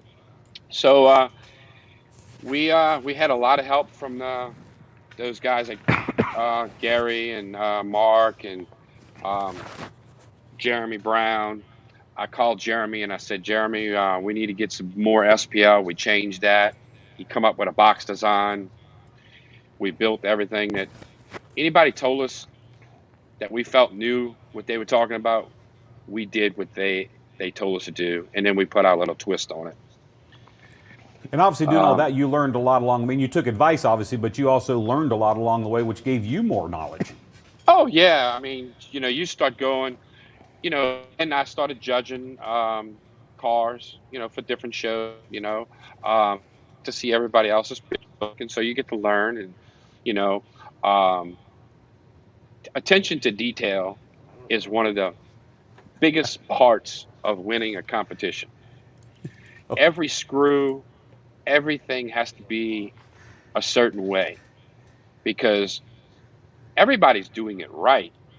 It's just one person is going to, the person that's going to bet it, he's got to do it in just a unique way. I mean, everybody builds really badass cars and they do it, just got to do it in different ways. I went over the top on systems, There's 72 fans, 3-inch fans behind them amplifiers. All the amplifiers have been milled and there's slots so that heat can come through the inside of that those amplifiers. If I can remember right, it's been a minute. It's 75 60 CFMs of air movement coming through there. Quite a bit then. Yeah. And the way the amp rack was built, we built it in modules. It would come apart in 3 pieces. Everything was Molexed. So if I had to take it apart. So those were the things that we did different than other people. It's funny you say that. You say that about that, and then, RVH, Robert Van Hoy, I got to throw his comment up here quick because I know him. He says, flash forward 25 years and cars are nasty, full of trash, and always just finished last night. I think there's probably a lot of that out there. Well, that's not the way Cory showed up. Oh, no, not at all. No, he was clean and ready to rock. Well, I'll tell you one little problem we had. So one time we had all the amplifiers in the install that we have right now. We had all the amplifiers, everything tuned, and one of the things we forgot to do is put the end caps on. So I don't know if you can bring up a picture of the amp rack, but Ernie will find one. Hey, Ernie, you want to see a picture of the amp rack? Find one for us. Yep, thank you, sir. So He's getting it up there, Cory. It's like 2:30, 3 o'clock in the morning. And we're getting everything ready. We're getting ready to leave to go to. So I want to show them with the amplifiers. With the amplifiers. Ernie's working on it. He's working on it. Yeah, that's the fans. That's all the fans behind the amplifier. That's 72 of them. So it is now like 3 o'clock in the morning. We're about ready to leave. Thursday night, Friday. I don't know. We're getting ready to go to World Finals. And the picture that you see right there, that's what we've been working on because we never put the end caps on. All of a sudden, we go to put the end caps on, and I think the 2 top ones and the 2 bottom ones, they didn't fit because of the angles. So we didn't know what we were going to do. I stressed really hard, and Nolan said, "I'm going to tell you what I'm going to do. Just give me a minute. I got an idea. I'm gonna take a grinder and I'm gonna grind these things down, and I'm gonna go home and weld them up, and then we're gonna repolish them, and we're gonna make it. He said, "But we're not gonna get it all done tonight." And I said, "We're not?" And he said, "Nope, we're gonna have to do some of this on the road because we got to get going." Well, I tell you, you right, were finishing up on the road. we was polishing in the back seat of the dually on the way down there because the amplifiers, everything was done, but the covers just didn't fit on. So when somebody said that a little while ago about not finishing, yeah, that was one night that I didn't think we was going to make it because I was, if I'd have had to take that many points off because the covers wasn't on, that was just enough to lose because you're up against the best of the best, and the competition is so tight. That was enough to lose the whole show. So exactly, I know all about that, but I can tell Cory, you. Go ahead. Talk about the front stage, man. I mean, this van was awesome. I don't know if a lot of these people realize how awesome this van was. I mean, it had a pair of 5 1/4 tweeters on the far outside of the top of their custom dash that Nolan and these guys built, and then it had a pair of 6 1/2s in the center of the dash that were subwoofer mid-bass drivers that were in the very center of the dash. Had a downfire L710. That was their sound quality side of it. Then they had 615s. I mean, for the SPL score. side.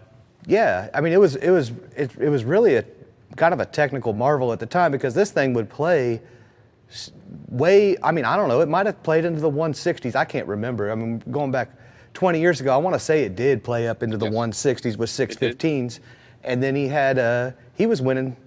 What'd you do in 04? You won the Grand Master at USAC, right? I mean, that's the best of the best, man, and that's judged purely on sound.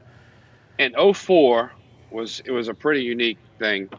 IASCA finals, I think, was the week before USAC finals, and it was the week before that was Thanksgiving. So we decided, me and a friend, Chris, and then Nolan worked for me, and he couldn't take off that much, so I had to fly him up. So we drove to Stillwater, Oklahoma, came to the manufacturer. We pulled the van out, showed everybody what it was, cleaned it up, and Mr. Steve Irby said, "Hey, man, we are doing Thanksgiving here at the factory, and we would like you to come eat with us." And I'm like, "Well, that's that's pretty cool, actually." And I'll never forget it because at the time, y'all had 150 people, whatever, I don't remember, it was more than that. And he made it a point that me and my friend jumped the line and I was like, no way. He wanted us to eat. It was unbelievable. And that was back in the day when he was debuting his little yellow, what do you call that car? The Metro. The Metro, yeah. So, yeah. So we did that. So then we left, and I think we went to Louisville, Kentucky. We went up there for IASCA finals. Well, at the time, I don't know exactly what it was, but Mark Eldridge and I had to get in the same class because I don't remember what happened, but he was actually in the manufacturer class, but he moved down to the pro, or I don't remember what it was. Well, I competed against him, and he actually beat me. There's no doubt. But everybody told me, man, you are very close. This thing just needs a little bit more tweaking. So we had a whole nother week. We had to drive from there. We had to go to Kansas City. So we got down to Kansas City. Greg and Jeremy, I think I was there. I know you was there, and we all were there, and they put their heads together, and we started tweaking on this thing. And I know Mark was tweaking on his, and well, we won the World Finals, and then the next day after the World Finals, they was called the Grand Master. So it was the best of the best. Everybody get in. It was, they had a bunch of cars, obviously. but Mark was in it, and Eagles was in it, and man, I pulled off the win to win the Grandmaster, and I tell you, that was like the best feeling ever, because the guys you've been looking up to for all these years, you took second place to them. We finally got that win, and it was just ungodly. So yeah, we did have a really good sound quality with the van. The van, there was a lot of time put into the enclosures. The sixes to your far right and the far left, they are in a very they're in an enclosure that we could actually go in and tune it. And we had a linear X, and we gain matched everything. We did all the frequency tests we could do from left to right. Then we have that we have a 5-inch in the dash in the center, and then underneath it there's 2 6s on the side of it.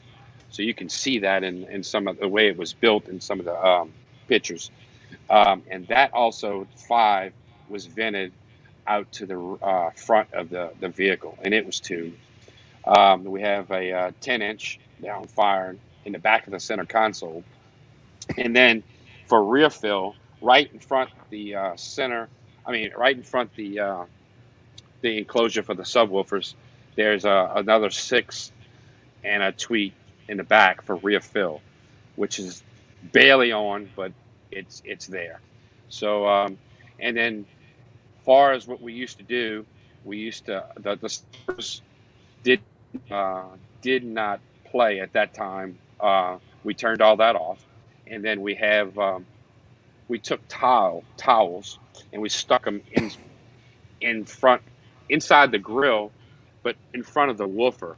They were orange to match the enclosure, and then the ports, I had these big long things that slid inside of the port, and it was wrapped in a headliner material, so that would prevent all the reflections. So that is what we did. All the door speakers and everything, all that didn't play. So it was just the sound system that was in the dash and in the rear speakers. So that was the key. I wanted a demo vehicle. I wanted a loud vehicle. I wanted a vehicle that no one else had at the time. The only other person that I know that achieved the loud SPL was Mark Bakuda when he had the Blazer. And yes, I did some good numbers in the 60s. I used to do actually on an Outlaw. The highest I think I ever got was a 68. Wow. Yes, and on a regular, I tell you, that damn B&K is that's a microphone that make you cry, because a lot of people, that thing was hard to move. But I think Nolan chimed in when you were talking about the numbers before, and he said that you were, probably he wasn't talking Outlaw, but he said you were doing 63. Yes, that's correct. So it was. He's right on that, because I was thinking 62.3, but it's probably 63. It's been so many years, but and we really didn't get the points for that. All we got was the 63 points. We lose the 100 points. Right. So that's how they did the scoring. So we didn't like that too much, but we and then we did really well on RTA and all that other good stuff, that the presentation points and stuff like that. And we like I said, we had to learn how to win, and we did win. And we at the time, it's so funny now, the van has a lot of LEDs in it. Well, now you could buy a strip of LEDs for $14, and it's 16 foot long. Well, back when we put those LEDs in, they were all singles. So that's something else that's in this book. Every LED, there's probably about, I'm not going to lie, there's over 300 of them in the van, and every one of them has a little if I don't know if people remember Varad. Varad was a company that sold LEDs, and it was an LED, and it has a little box on it with 2 wires. So every one of those had to be soldered, and I'm telling you, there's over 300 of them. So people don't realize how easy it is to light up things today, whereas back then they didn't have it. And then you have to keep all those wires in a fashion to still get judged for best wiring. You just can't ball that up and put that to the side. They judge that. So and that was some of the things that you didn't need in car audio. Guess what? They could take the points away from you. And that was the hardest part of the whole thing, because the more I want is the more they can take from you. So Cory, El Fuego's got a question here. I brought up in the feed, left here for a little bit. He's asking, what years did you compete? So what years did you compete from when to when? Where were you hot and heavy in this? So I want to say in '96 was the first year that I actually went to World Finals. I competed before that, but back then you had to do X amount of shows, and then you had to be invited to World Finals. People don't realize how easy it is these days. You had to go collect points, and you had to have a certain amount of points. You had to pay. It's almost like you had to pay your dues to get there, and then you get that. When you got that letter in the mail, you was like, "Oh yeah, love it." So you had to win so many shows because they wanted good quality vehicles there. So that was back in, I think, '96, '97. I think I won first. I figured out the other day I won 6 world championships plus the Grandmaster at all with KICKER. I've always competed with KICKER, never competed with anything else besides KICKER. So the people behind the scenes that really don't get a lot of the gratitude is Jeremy Brown for all those years. I mean, that's why I stuck with KICKER. There was times that I was like, you know what, I'm going to move on. But then it was like, you know what, why would I do that? I got, it had its ups and downs. We had everybody's got issues, but the issues were nothing compared to what they did for us. Jeremy and his crew and when the KCG came out, and you got your shirts, you got your jackets, you got your floor mats for your car. I mean, they did everything for you. Y'all, they introduced us to Mother's Wax. We were starting to get our wax, and back in the day, it was just it was a family back then. So KICKER was the way to go. There was no other way in my book. So that's 97, wow, Cory, 98. that's kind for you to say that. That's very kind. Thank you. The place, everything you guys did was first class. I can tell you that Mr. Irby is an amazing person. A lot of people might not know this, but I'll tell you right now, he probably hasn't seen me in 15, 20 years. But I got friends there that he still asks, hey, how is Cory doing? Or how is whatever? Does he still have the van? He still asks. He don't forget anything. No, I can tell you that. And he has just as much passion as everybody else or that I know that has KICKER. So he's awesome. Yeah, Andy McGill, I got to give a shout out. Sometimes there's a comment you just got to pull up and shout. So Andy, he says here, SPL cars only sound loud. They can't run sound quality. And then KICKER, hold my tea. You're definitely an example of someone who built a vehicle that not only looks fantastic, was clean and very detailed, but you ran sound quality and you were hitting big numbers. So definitely, you weren't just a one-hit wonder. You were doing everything and doing everything well across the board. Yeah, I don't think people understand how hard what Cory and his team did was. I mean, it's still a technical marvel today, just as it sets, and it probably hadn't seen the road in how long, Cory? I mean, it's been forever. This thing played SQ, could be judged in SQ, was a Grandmaster sound quality, which is based totally on sound quality judging, not Nothing anything, else. just how it sounds. Just how it sounds. And it could play 160 plus dB. I mean, you don't see that stuff. You don't see it out there right now very often. Well, you're going to see it. I don't know if you see it at all. You're going to see it again soon because the van is still looks just like the day we built it, and it's 15 plus years, 20 plus years old. And I'm telling you, that picture that you just showed a little while ago, the dashboard, I took that picture this morning. And that was one of the comments I said earlier, and I wanted to bring that up again, Cory, is that those photos you're showing us, we're looking at work that is 20 plus years old that looks that way today. I took that this morning, yes, I did.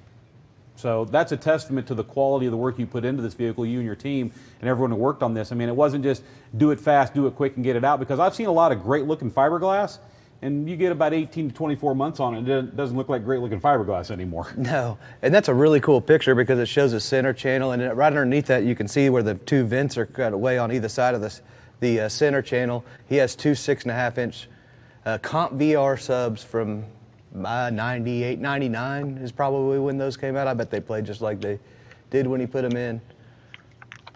Ernie, I think you can, if you could pull up some pictures real quick, all the way back. I think I sent you 97 pictures.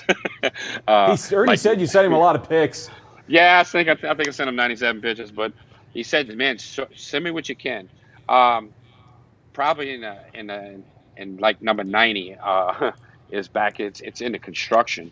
I wanted y'all to see how we literally had to take the whole top of the engine off just to build that dash.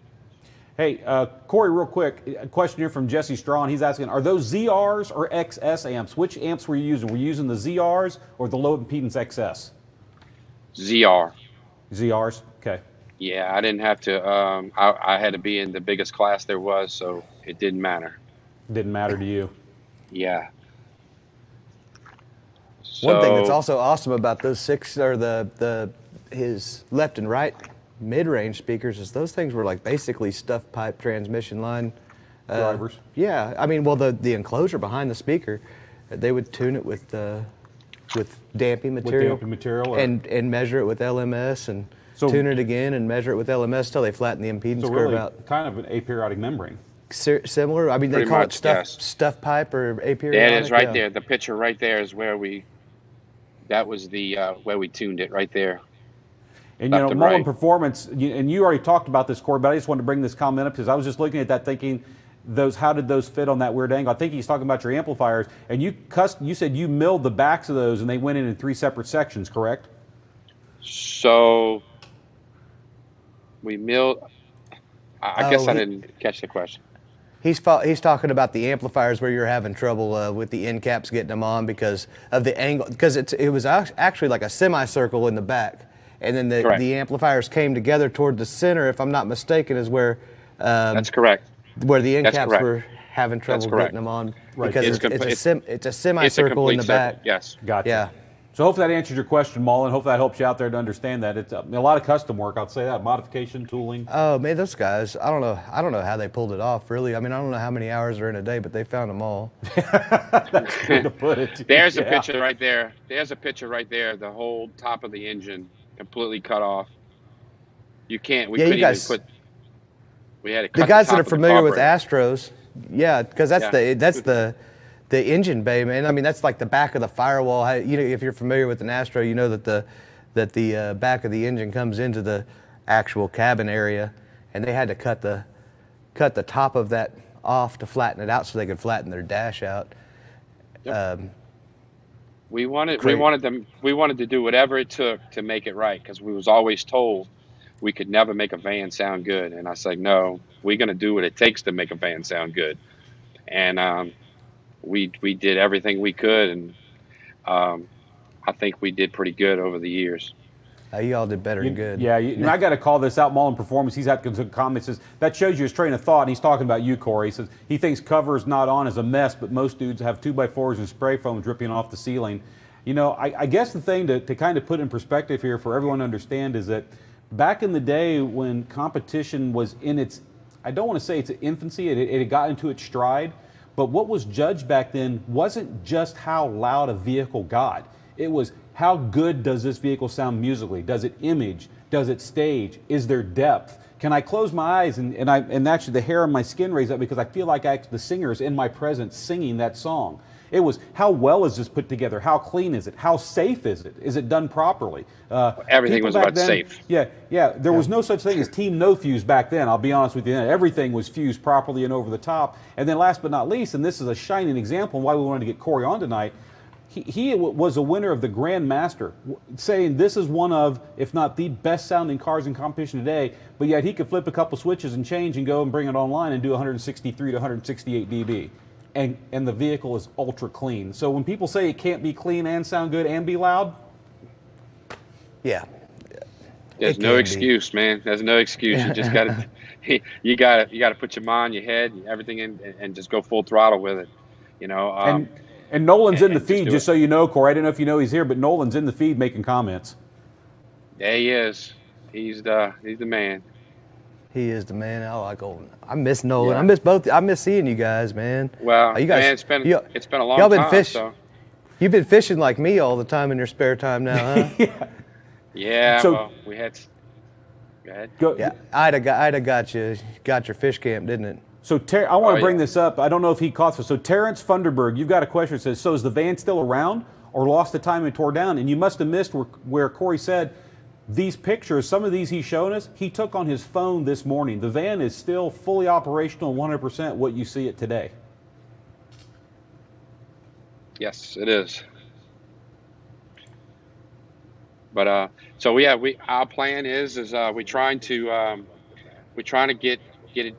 There's a few things that we're doing to the van right now, and we're trying to get to some shows next year and show people that our install and our equipment that is in this vehicle has lasted this many years.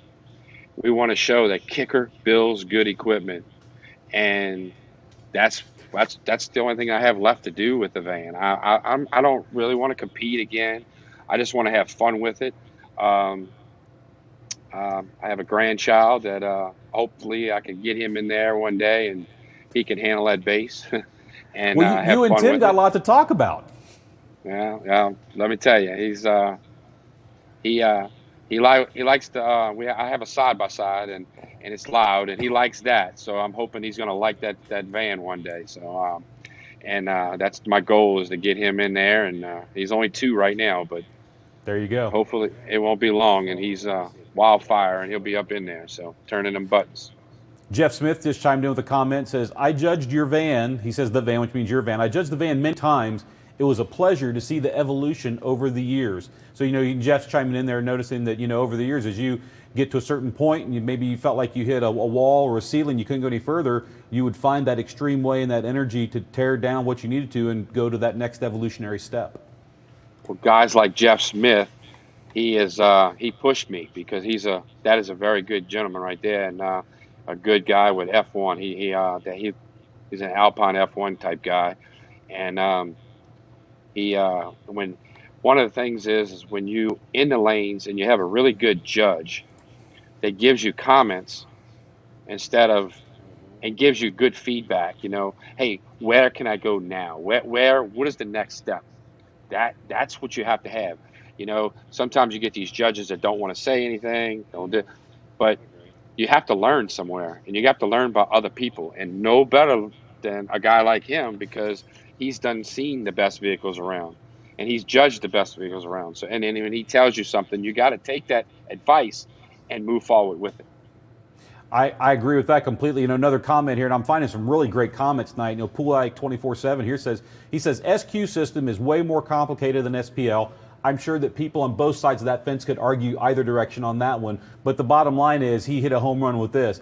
Both is insanely hard, and I agree with that 100%. And not only are to do both insanely hard, but to do it at the level of detail and workmanship and craftsmanship that Cory and his team did is definitely off the charts. And, and we're talking about an SQ vehicle that was doing 63s, and you're doing 63s. This would have been back in mid to late 90s, early 2000s? Yeah, early. I'd say, when did you do the redesign? When did you do the 615s and the flatten the dash and widen it out and lower it? I want to say that was man, it's been. I want to say it was. 02, 03? Yeah, well, I think it was actually even closer than that, like 01. I think that's when we did it. Yeah. So, but they had another dash, if you remember, when the dash was the actually factory dash, and then we took it and we made the cubby holes in each on the left and the right, and it kind of went down. That was the beginning of it. We got the width we wanted, but we just couldn't get the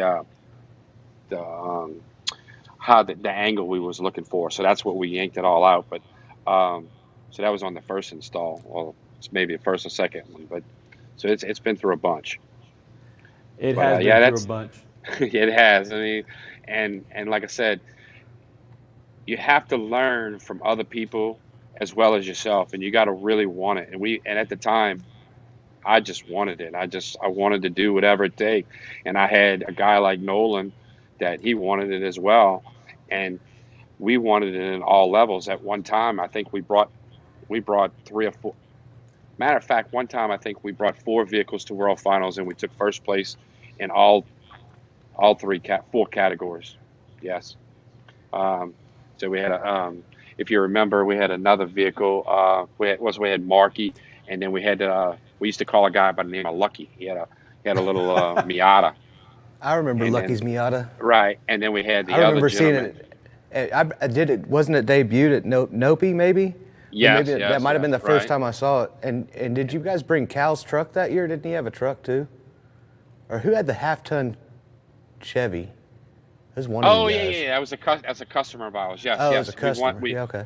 We won Best of Show with that truck. Yes. Yeah. That was the Ford Lightning. Oh, that's what it was. Yep. So we had another guy by the name of Timmy Ferguson. He won 1 year as well. So we had a big show in 1 year. Do you remember the year that I won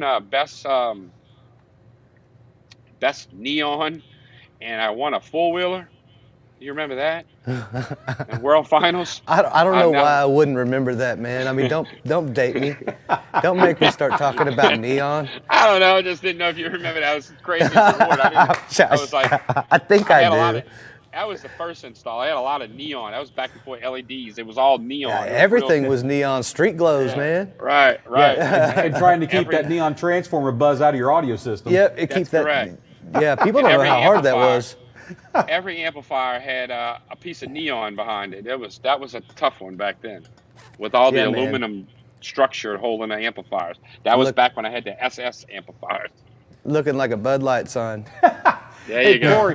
Cory, there's been quite a few comments in the feed tonight, and I don't know the answer, so I'm going to ask you, obviously. Go ahead. The boat that's behind you, what is that as far as a boat? And everyone's wanting to know if it's got an audio system in it. So, that boat is the crew and the captain of the New Jersey battleship. That boat is over 100 years old. That boat is got a fire burner in it, and it's got a steam engine in it. Wow. There's a machine gun on the front of it. It is worth, I'm going to just tell you, ungodly amount of money. Jay Leno has been here, looked at this boat. This is only one boat like it in the world. There's no other boat like it. It was the only one. So it doesn't have an audio system. No, it doesn't. It doesn't even have an electrical wire in that boat. It's all original. All original. Wow. It's a gorgeous looking boat. A lot of people in the feed were asking, so I just had to get that comment out there and ask that question. Before we get, I know we're running late here a little bit. What I want to do is we'll keep you on for just a couple more minutes, but if you could just hold on for Cory, just stay here with us. I want to go ahead and announce our winners for tonight, get that out of the way, because we're running up at 9:05, and then we can run about another 10 minutes, and then we'll wrap the show up for tonight. So, Bill, do you have some winners for us tonight, sir? Yep. There's the yep that everybody looks for from old Bill. So we got our winners tonight. So what we're going to do, folks, real quick, we're going to announce the 3 winners for tonight's show. Like I said, we try to wrap this show up right at 9 o'clock, and sometimes it just runs a little. It does. So we're going to get this out of the way. That way the winners will know who they are. Then we'll try to spend about another 10 more minutes here with Cory, ask some questions, get some good questions, feeds, and we'll wrap the show up for the night. With that said, the winners for tonight, we're going to have a third place, second place, and first place. Instructions for all of you are the same. We'll announce you tonight. Bill will reach out to you tomorrow from an email at KICKER. It'll be social@kicker.com. He'll reach out to you, let you know you're the winner. He'll need back from you an address. Cannot be a P.O. box. We have to have a legitimate address. Secondly, we need you to confirm your shirt size because in the hurry to get back to the show, maybe you meant to hit extra, extra large, and you hit medium, and we don't want you to get a medium if you need an extra, extra large. So confirm your shirt size. And we also need for you to give us a phone number. It doesn't matter if we send the package to you through FedEx, UPS, USPS, DHL, FedEx, or local carrier pigeon. They want to have a phone number in case once it gets to the hub or if they can't find your home, they can reach out and contact you or arrange for you to come pick it up at the hub. Sincere, we don't use your phone number for any marketing purposes, and it goes no further. It's just we have to have it for the shipping information. So with all that said, Bill, our third place winner tonight is going to get the EB300s. They're going to get a couple of those KICKER koozies. They're going to get one of the UnMasked shirts, and I know Sandy, she throws a few other goodies along for the ride. We've seen the pictures you guys get. So, Bill, who's our third place winner tonight? Winner number 3 is Bobby B. Very, very rigged. Would you look at that? Bobby B is our winner tonight on the Very, Very Rigged Tuesday night KICKER Unmasked Live Weekly. Congratulations, Bobby. You're winner number 3. Get your information. If you want to reach out tonight to Bill, you can, but he will be sending out emails tomorrow to let you know you're a winner. Just respond with the information we asked for. Winner number 2 is going to get the Tabor 2 Bluetooth headphones, a couple of those koozies, the shirt, and a few other goodies. Bill, who's winner number 2 tonight? Winner number 2 is Sean M. from Indiana. Congratulations, Sean. Thank you for tuning into the show. We appreciate you being here. You are winner number 2 tonight. You're going to get those Tabor 2 headphones, that shirt, and those koozies. Look for those to arrive in the next 7 to 10 days. Thank you for tuning into the show. Thank you for entering the contest. And, man, thank you for hitting that thumbs up button. We certainly appreciate you tuned into the show. And last but not least, Bill, who is our grand prize winner tonight getting the BF100, the T-shirt, and the koozies? Final winner is Brad Manning. Holy moly, our own local guy, Brad Manning. Congratulations, Brad Manning. You are the winner of the BF100, the KICKER T-shirt, and the koozies. And I know you're local, so maybe if you just want to come down, pick it up yourself, maybe even Bill Frog and Ernie and I, maybe we'll go out and have lunch together. Maybe JB will go along. I'll go. Hey, you just got it. This is rigged, though. If Brad won, it's rigged. If Brad won, it's So got to guys, be. It's got to be so rigged. if I show up, y'all going to take me to lunch? Oh, Absolutely. yeah. You expect anything? Here's what I'm thinking, Cory, in all honesty, and I know there's lots of great, and JW, if you see any great questions for Cory or us, please post them up on the screen. We're going to run this out to 9:15 and shut it down, so that's about 7 more minutes. So for those of you who want to know when the show's going to end, 9:15, we're cutting the clock off, but we got Cory here. I would love to, and I don't know what's the easiest way to make this happen, Cory, whether, the mountain goes to Muhammad or Muhammad goes to the mountain, but I'd like to get with you and do a full run-through of your van and everything live on the show. It's possible. And I hear Ernie in the background right now going, Kip, don't make that. I don't want, man, we have to put a studio together and go on the road. And I don't know. Yeah, we can make it happen, Ernie. Don't worry about it. But really, I think it'd be cool because a lot of these people, there have been multiple comments in the feed besides the one I brought up that have basically asked the question, is this van still together? Is this just how it was? And again, a lot of these pictures that we're showing, not the ones in his build book, but the picture of the dash and the back speakers, those were taken this morning. So this vehicle is still operational, fully functional as it was in its competition heyday. So I think that's huge. That's a testament to the quality of work you put into the build. A lot of thought, a lot of time, and obviously a lot of money. And I wasn't just going to let it go away. I don't want to, I know a lot of guys that just don't do anything with their vehicles. And I wasn't going to let that happen. I wasn't going to let that happen. I'm glad you didn't, man. I'm glad it's still around and working and everything goes like it should. I got some things I got to do to it, and it's going to be back on the street, hopefully sooner than later. So a couple questions for you, Cory. Good one here from Flexin 500. If you can remember, do you know what frequency was the van using to hit over 160 back then? And back then, wasn't it flash dance? No, they changed from Flashdance right. I think they changed when did they delete Flashdance? 03, 04? for your SPL score? Yeah, I think Flashdance went well when they took the B&K away. I think the Flashdance went out the door as well. To answer that question is it's been a long time. I don't even know if people realize what Flashdance. People on this feed realize what Flashdance is, but in USAC competition for an SPL score, they made you play the song Flashdance. Yes. The song Flashdance. Everybody played the same song. You didn't get an independent frequency to choose. And it was it the first 30 seconds or the first 60 seconds of the song? I can't remember. Well, there was actually two spots in the song. Two peaks. Right. You had one burp and then you'd come back and you hit the last burp, and you just at the last burp you had to hope you had a good enough battery system, charging system to get a little bit more out of it. But the first burp was it. So these guys, a lot of people that do all these big numbers and everything, people don't realize how hard it was, because listen, most of the time you had a little controller outside the vehicle and you had to hit that number and you had to know where it was, and you only get one shot. You could back it up, but by the time you back the track up, you done lost all the voltage in your vehicle. Right. So when people say they can do these big numbers, try to do them that way. Try to go back, and I know people can do big numbers, but it's a lot more competition that way than the way there is now. Because now you just pick out a frequency and just hit the button. You had to find the frequency in the music back then. And time it. And which goes along, this is a good question, goes right down what you're saying right there. Justin Morrison, thanks for tuning us tonight, Justin. Good to see you in the feed, man. He's asking, he says, Cory, have you gone to any SPL finals lately? And if so, what are your thoughts on what you've seen? I haven't been to any SPL finals because, well, just I haven't done it. But back when we was competing and they had the SPL, none of the vehicles were finished. It was a bunch of plywood. It was just Bondo, and it wasn't nothing pretty. And then they had some that started coming around. I'm not gonna lie, they had some, I bet there's probably a bunch of them now that guys have put a lot of money and time in it with all the new. Back then all we had was jigsaws, man. People's CNC saws are coming around like it's like a jigsaw nowadays. So we built everything. We didn't have routing tables back then.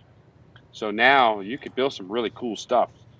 And so I'm sure they got some really cool SPL vehicles. But no, it's been many moons since I've been to an SPL show, period. Yes.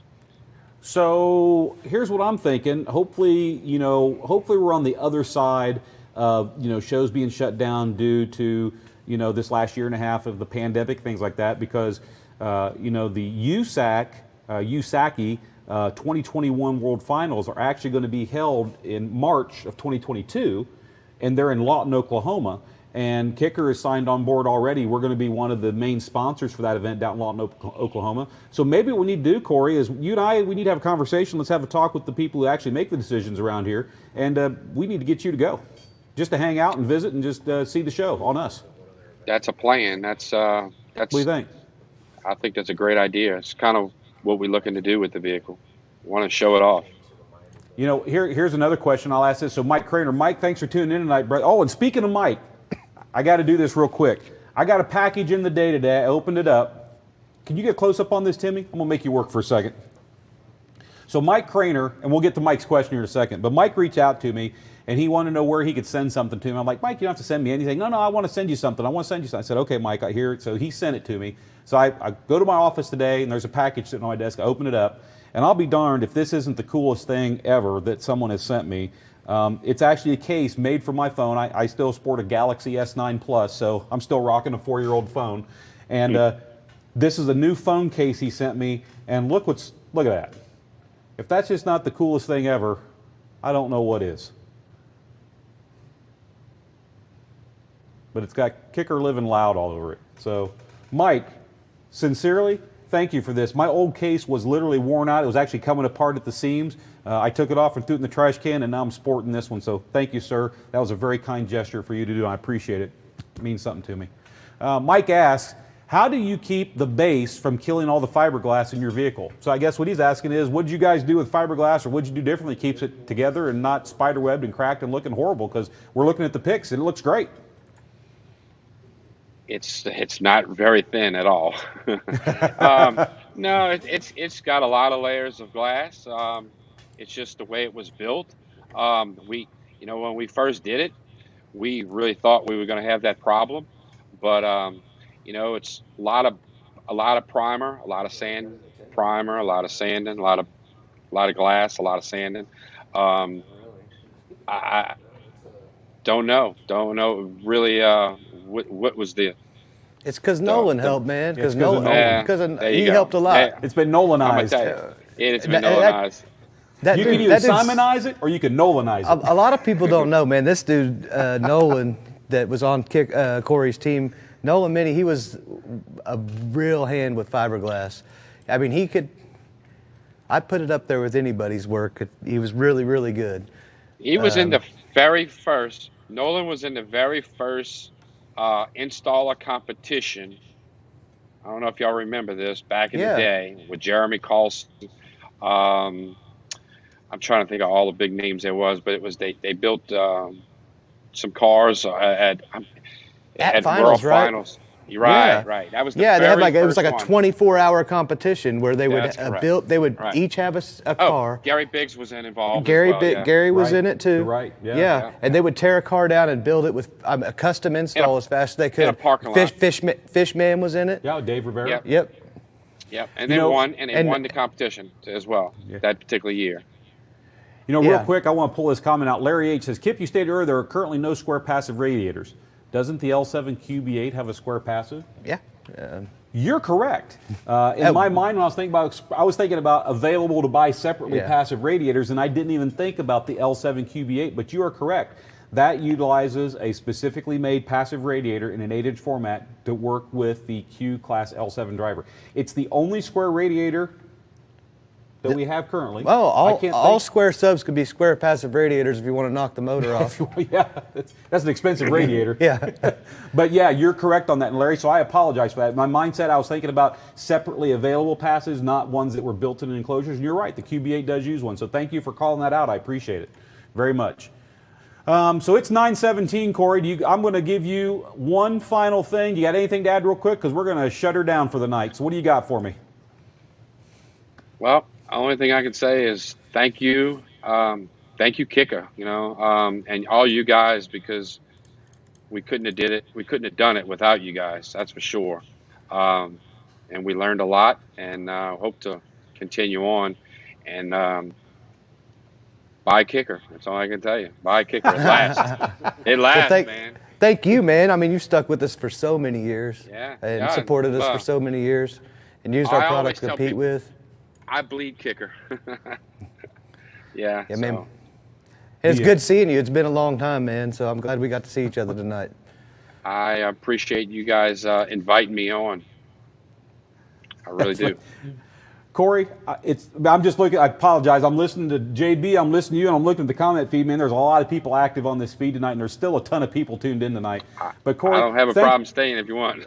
I know. Trust me. There are times. There are people in this feed. They'll say, "Oh, I'll run it for 2 hours. I'll run it for 2.5 hours." And I try. And I know I lie out my teeth most nights, but I try to keep it to 90 minutes. We've run it just a shade beyond 20 minutes beyond that, so I'm going to shut it down for the night so that everyone. I got you. I understand. Leave them wanting more. There's always next Tuesday. But honestly, we're going to get in a conversation here in the following weeks, and we're going to work with you. A couple things I'd love to do with you, and I think the people tuned in will enjoy.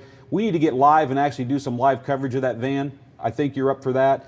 And I think it'd be cool to get you to actually come to the USACI finals in March with the team we'll have going. It'll give you a chance for you to hang out, see some of the new stuff. People get a chance to meet you in person. I think we're going to get both those things on the plate. I'm sincerely appreciative of the time you spent this evening to come spend on Kicker UnMasked Live Weekly. So thank you for being here tonight, and we will definitely have you back on again. You're a great guy to have on the show. Thank you very much. Really appreciate it. All right, with that said, we're going to say goodnight to Cory Himel, everyone. Good night, Cory. All right, Cory. So that brings us back to the studio with just JB and I sitting here on the stools of fun. Yeah, what a story. It was a great story, and Cory is just one of, I think the Tonight Show is really the start of a a show that we can do these icons of, because I know there's some other people from that time frame that we could bring on the show and talk about, that you and Aaron would be great, both of you, to be here and talk about. I think based on the number of people tuned in, the questions, there is a lot of interest in this. So I think we definitely need to do more shows like this. And I think even something like with Cory, we can't do it all in one show. No, you're talking about covering a lot of history in one show. A lot of history people aren't aware of either, as far as this day and age in the audio enthusiast and what we were a part of, and all the guys that were a part of what we were a part of throughout the 90s and early 2000s. You know, there were quite a few comments in the feed, and I got to chime in there. I mean, I'm one of the old guys in this. I mean, I started doing car audio, 1983, 1984, 1985. Got into it early. And to me, that mid-'80s through mid-'90s, for me, was the glory fun times of car audio. I mean, there was a lot of experimentation. There was a lot of new ground being made. People were interested in what people were doing to their cars then. There was a lot of excitement going to the shows, not just for SPL. Back then, SPL was just a component of an overall judging system. And Cory's a prime example of, it was sound quality, it was installation, it was attention to detail, it was how loud could it play, it was everything together. And in a way, in today, I feel like we've lost a little bit of what car audio started out as. Is it's not just about being loud, it's about sounding good, being loud, and looking good. Yeah, and those guys didn't miss any of it. I mean, and Cory was at the peak of, what you saw was learned through the 80s. Yes. And into the early 2000s. I mean, it was like when all of that combined, you had the perfect storm, and it created the guys that were as excited and as willing to go as far as guys like Cory were, and Mark and Gary and as a company, we were Marky. blessed to have, and I don't mean the word in any derogatory term, but we had a stable of competitors who worked with KICKER and used KICKER gear that were the best of the best of the best. Absolutely. I mean, hands down. I mean, I wish people could have gone to some of the shows and seen what was going on in the early 2000s, late 90s with IASCA, USAC, even the DB drag shows. Right. I mean, I wish people could have seen Perry, Georgia, and Daytona, and when it was at the height, the car audio was so exciting for everyone, and it wasn't just competitors there. There was a crowd. There was a crowd. It drew people from the town and out of town to come watch something like that, and it was a really, really special time in car audio. Well, the L7X is obviously the first of a family of products that we talk about here at KICKER coming out. And, these are geared to higher SPL, higher big bass output systems, which are what people are into today. I think we're seeing a little resurgence. I think more people are getting involved in this, and it'll be interesting to hang on for this ride. Maybe we'll see another 10 years of some fun stuff. I think it could actually get there. It could absolutely get that way in no time. Absolutely. JB, a pleasure as always, sir. Thank you for being on the show tonight. Thanks for having me, Ken. Have you back? Yeah, of course. Thank you very much. So it's my pleasure, Mr. Kip Litzy, here at the KICKER UnMasked Live Weekly Studios. Jeremy Brown, JB, we call him here, joining us.